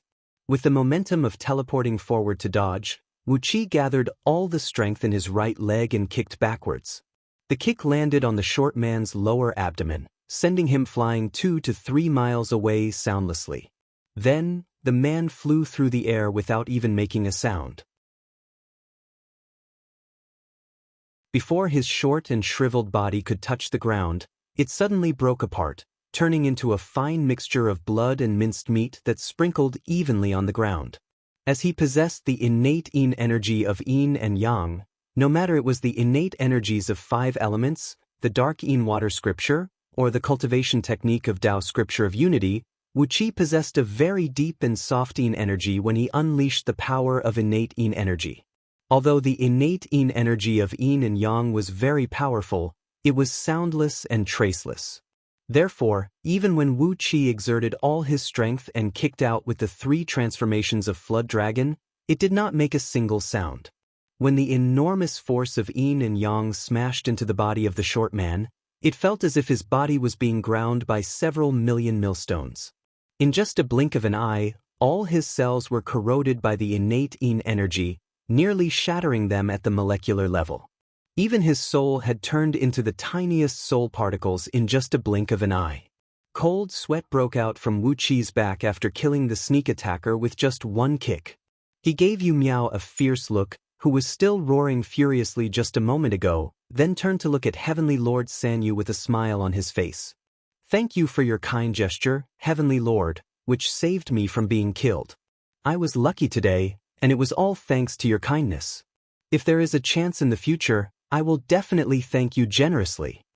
Yu Zong stared coldly at Heavenly Lord Sanyu as he clenched his fists tightly. It was this damned ox nose again. Yu Zong knew very well the overall strength of the man in black who loved to laugh. He was the most capable leader of the scouts under his command. Although his cultivation base was not strong, he was very good at hiding his tracks. With a sharp sword dipped in the soul-dispersing tri-flowered snake paste, he had once assassinated 7 heaven immortals. 7 heaven immortals.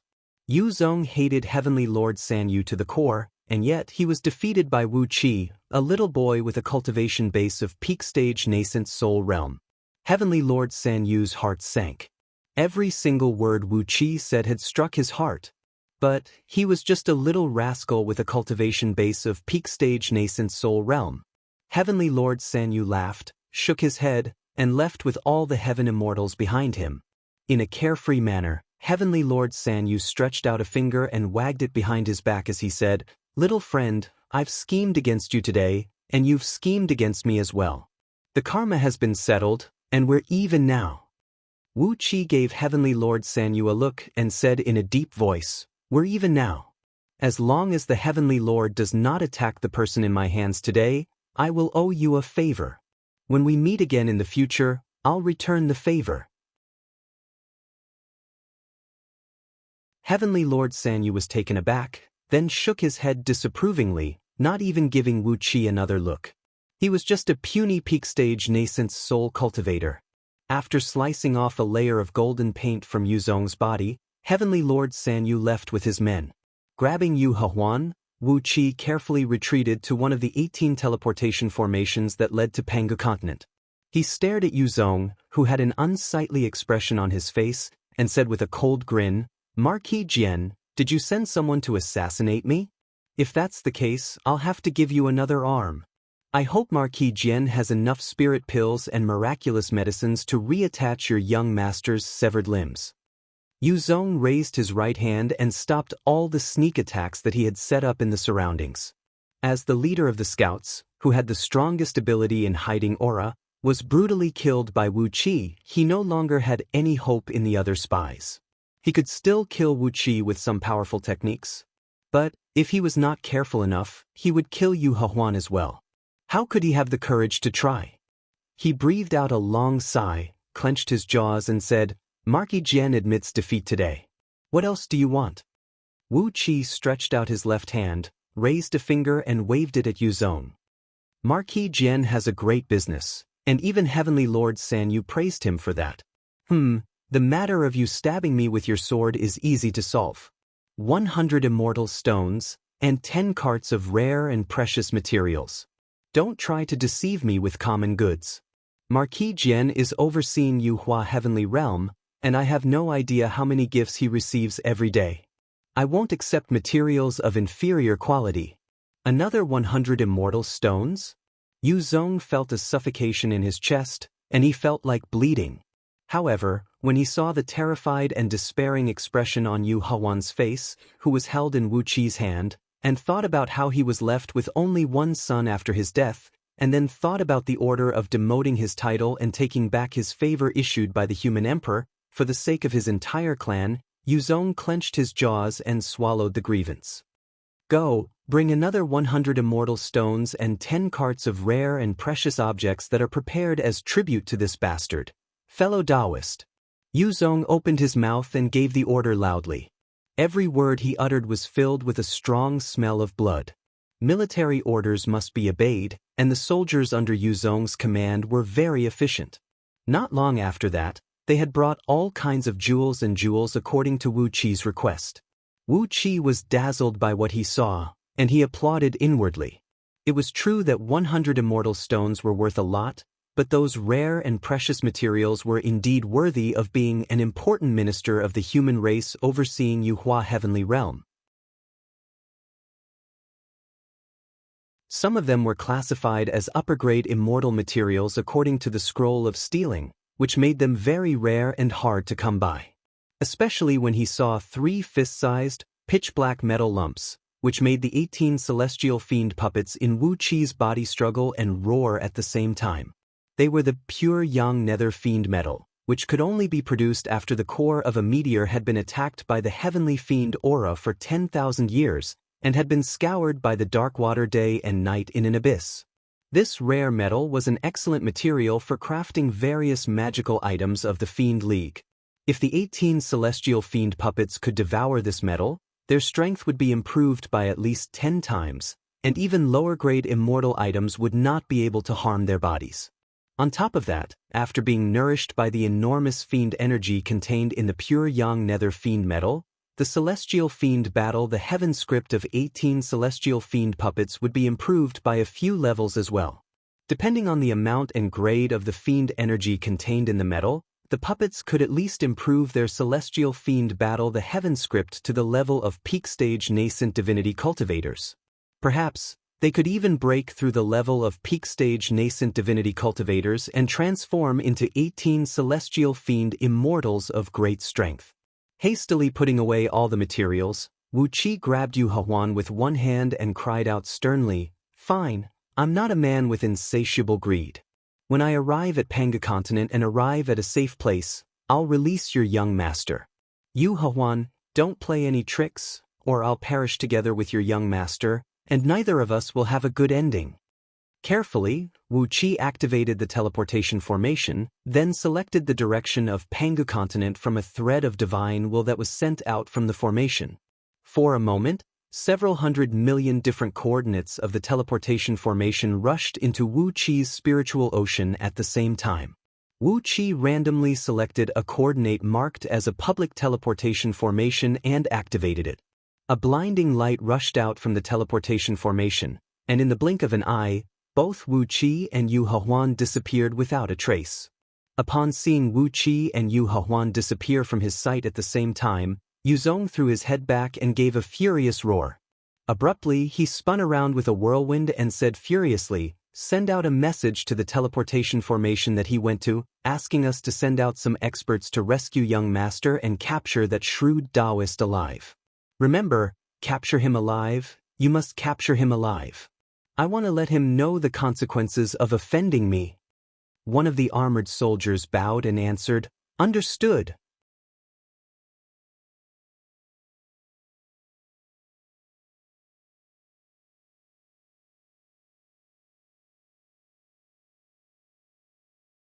A cold smile emerged on Yuzong's face as he said, Shrewd Taoist, it will take you 3 years to travel from Yuhua Heavenly Realm to Pangu Continent through the teleportation formation, no matter how fast it is. 3 years is more than enough for me to mobilize my men and kill you. Complacently, Yuzong strode into the teleportation formation, reaching out his hand to touch the jade slip that recorded the usage information. But upon touching it, Yuzong was so angry that he leaped and cursed. After Wu Qi activated the teleportation formation, he had erased all the data in the jade slip with his divine will. Therefore, how could Yuzong find out which teleportation formation on Pangu Continent Wu Qi had chosen? San Yu, is this your trick again? How could an outsider erase all the information in the teleportation formation? You're a rotten Taoist. Yuzong roared furiously, his lips twitching with anger. Go, inform our clan.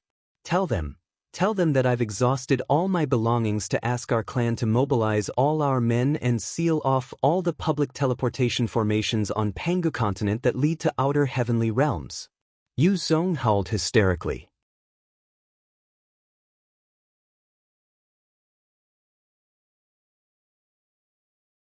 Chapter 416. Wave after wave of warm and vigorous energy came from the ground beneath his feet, comforting the minds of Wu Qi and the cultivators like the kiss of a mother. Then came the earth element dragon scale shield. Among the rare materials Yuzong offered, there were many that were suitable for Wu Qi to devour. Because of the contribution from those fiends, Wu Qi's divine sense and willpower were now extremely abundant, and he did not care about the loss. Just like the sword of greedy wolf, he had given birth to an item spirit in the earth element dragon scale shield. Yu Huan's expression flickered. Clenching his jaws, he stared at Wu Qi and cursed, "You bastard! Don't you dare insult me! What do you want to know?" On the other hand, it would take several years to travel from outer heavenly realms to Pangu Continent. On top of that, as Pangu Continent was constantly absorbing chaotic airflows to expand itself, outer heavenly realms were getting further away from it. Perhaps, after a few eons, it would take them over 10 years to travel to Pangu Continent. Along the way, Wu Qi swallowed 3 pieces of pure yang nether fiend gold. Immediately, the 18 celestial fiend puppets divided the 3 pieces of pure yang nether fiend gold equally, using them to strengthen their bodies and absorb the fiend energies contained in them to cultivate the celestial fiend battle the heaven script. It was unknown where Yuzong found these 3 rare materials, but the fiend energies contained in them were top-notch. In just a few months, the puppets had pushed their cultivation of celestial fiend battle the heaven script straight to the realm of heaven immortal, possessing the overall strength of a 36th tier heavenly fiend. Eventually, Wu Qi's innate nascent soul could no longer contain the full divine sense and willpower, and had no choice but to store all the suddenly improved willpower in his spiritual ocean. As a result, it actually formed into a crystal-clear thumb-sized golden willpower amalgamation.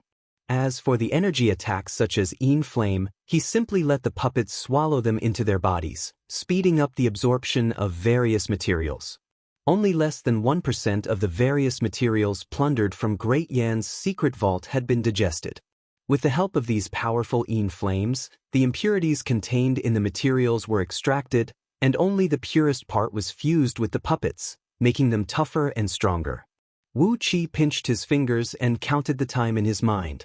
He packed up all the miscellaneous items he had, shoved everything in his storage bag into the Black Dragon Spirit Ring, and once again seized the neck of the unconscious Yu Huan. Yu Huan's cultivation base was equivalent to an early-stage nascent divinity cultivator, but he still couldn't abstain from eating.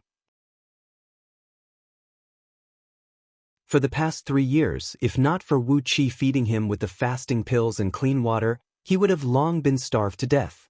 Normally, Wu Qi did not have the time to use his natal true flame to help the puppets refine the materials. Whenever he thought of it, he would just send a thread of energy into them, and usually they would have to work hard to absorb and refine the energy.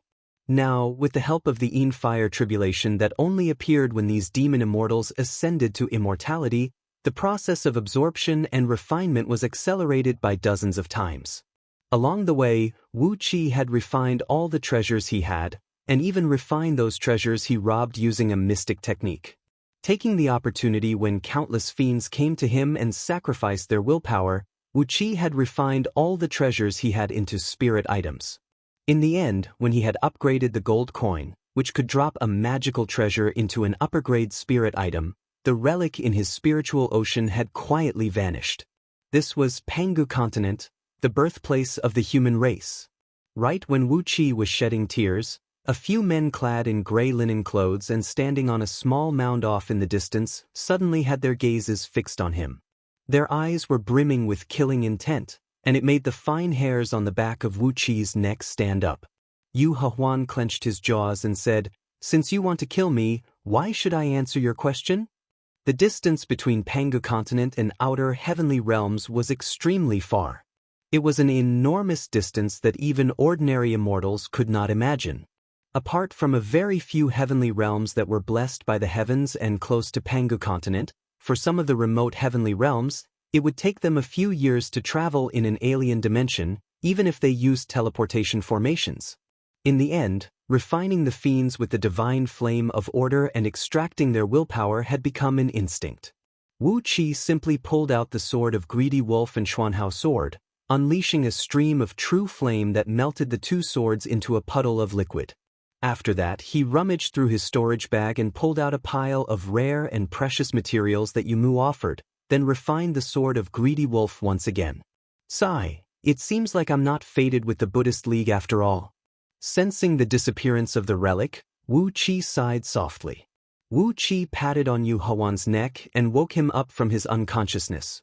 After living for 3 years with only fasting pills and clean water, Yu Hehuan had become so skinny that he looked like a bag of bones, and his eyes were stiff and lifeless. Wu Qi stared coldly at Yu Hehuan, sneered and said, "You will definitely die. Because I won't allow you to hunt and kill my friends and lovers. They are the ones who killed 3 of your brothers." Wu Qi sneered and gave Yu Hehuan a punch on his face, turning his face, which had healed with great difficulty, into a mess again. "Then," he said coldly, "answer my questions obediently, and I'll kill you after I walk out of the teleportation formation.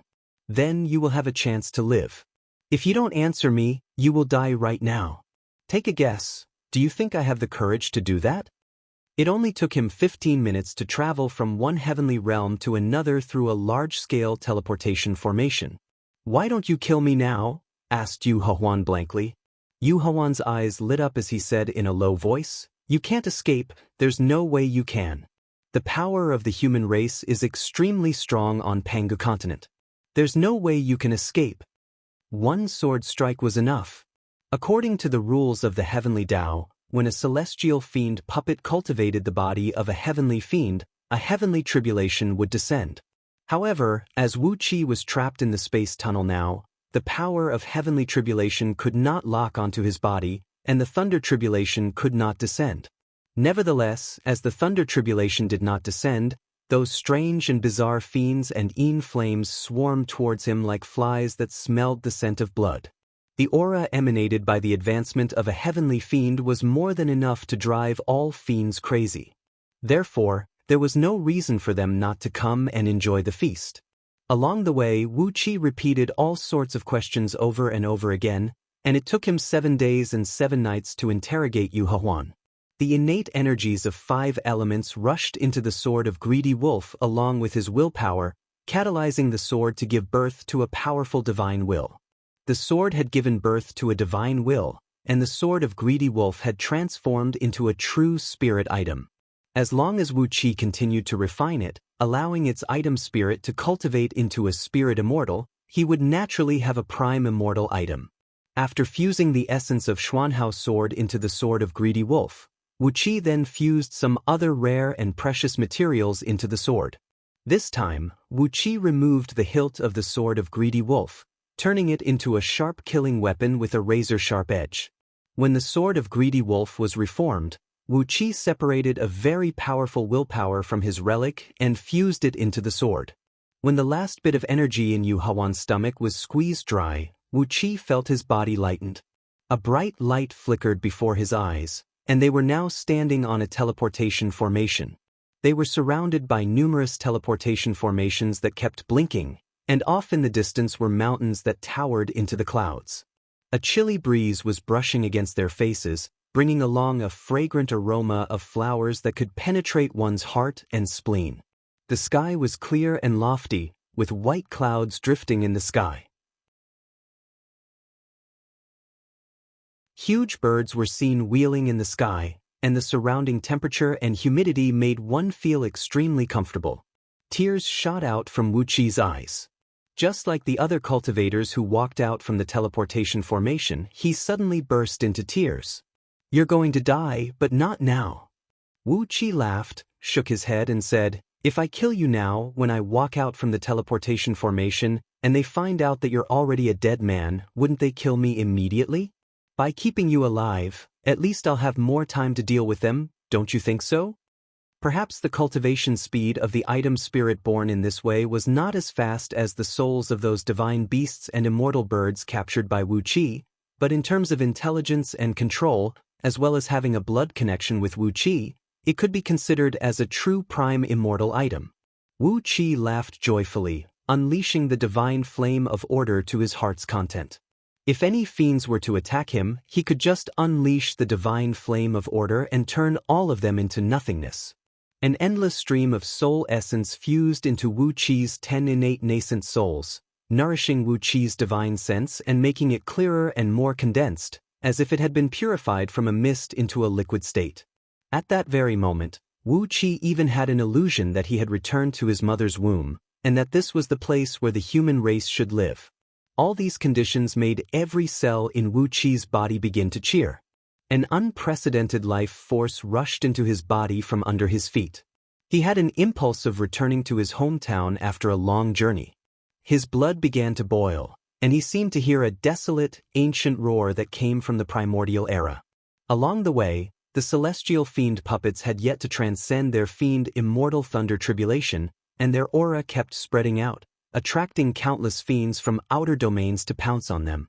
But, no matter how hard they tried, the divine flame of order was the nemesis of all fiends. Countless fiends were forcibly refined by the divine flame, and Wu Qi's divine sense had been improved to an unimaginable level. Immediately, he turned around and looked over his shoulder. Here comes the message. When an ordinary fiend cultivator became an immortal, the Yin Flame Fiend tribulation was a great test for their fleshly body. It could easily turn their flesh and bones into ashes, forcing them to be reincarnated. However, for the celestial fiend puppets, the Yin Flame could only refine their flesh and bones, but it could not refine all sorts of rare and precious materials. As a puppet that had been tempered and tempered thoroughly, it could only be a helping hand for Wu Qi to strengthen himself. Smilingly, Wu Qi patted Yu Hawan's face and said sarcastically, "A man who peed his pants because of fear. I bet you don't have the courage to die, do you? Answer my question, and you still have a slim chance to live. Perhaps, the men your father deployed on Pangu continent can save you?" In the Buddhist cultivators, there was a special name for this kind of willpower, Saraira. Although he could wield the Xuanhao sword easily, Wu Qi did not have the habit of using two swords at the same time. According to the Tao of Sword taught to him by Nye Baihong, when one cultivated the Tao of Sword control to the most profound level, one sword could break all techniques, and one sword could control all treasures. So, why would he need too many flying swords and magical treasures? After forming the Saraira, Wu Qi did not know whether he should cry or laugh. Pilgrim Gu he said that he was fated with the Buddhist League, but it was just a mantra used by Buddhist cultivators. However, after Wu Qi successfully formed the Saraira today, he himself felt that the feeling was rather unpleasant. With an ordinary teleportation formation, it would take no more than a snap of a finger to travel from one galaxy to another. With one hand clutching Yu Hawan's neck, Wu Qi transformed into a beam of light and sped through the space tunnel. As it was a super long-distance teleportation formation, it brought a very heavy burden to the space. Wu Qi had no choice but to produce the Earth Element Dragon Scale Shield, transforming it into a yellow light barrier that enveloped his entire body. Only with that could he barely withstand the tremendous pressure from all directions. Without any hesitation, Wu Qi had broken Yu Hawan's right arm, which was still intact. Cut the crap. Now I'll ask and you answer. He cried out in a low voice. You're tuning in to the Passion Pages YouTube channel. We're so grateful for your support, and don't forget to subscribe to join us on this incredible journey through captivating stories. Your generosity through donations truly makes a world of difference, as it's the primary source of revenue that allows me to expand and enhance this channel for you. Thank you from the bottom of my heart for being a part of this adventure.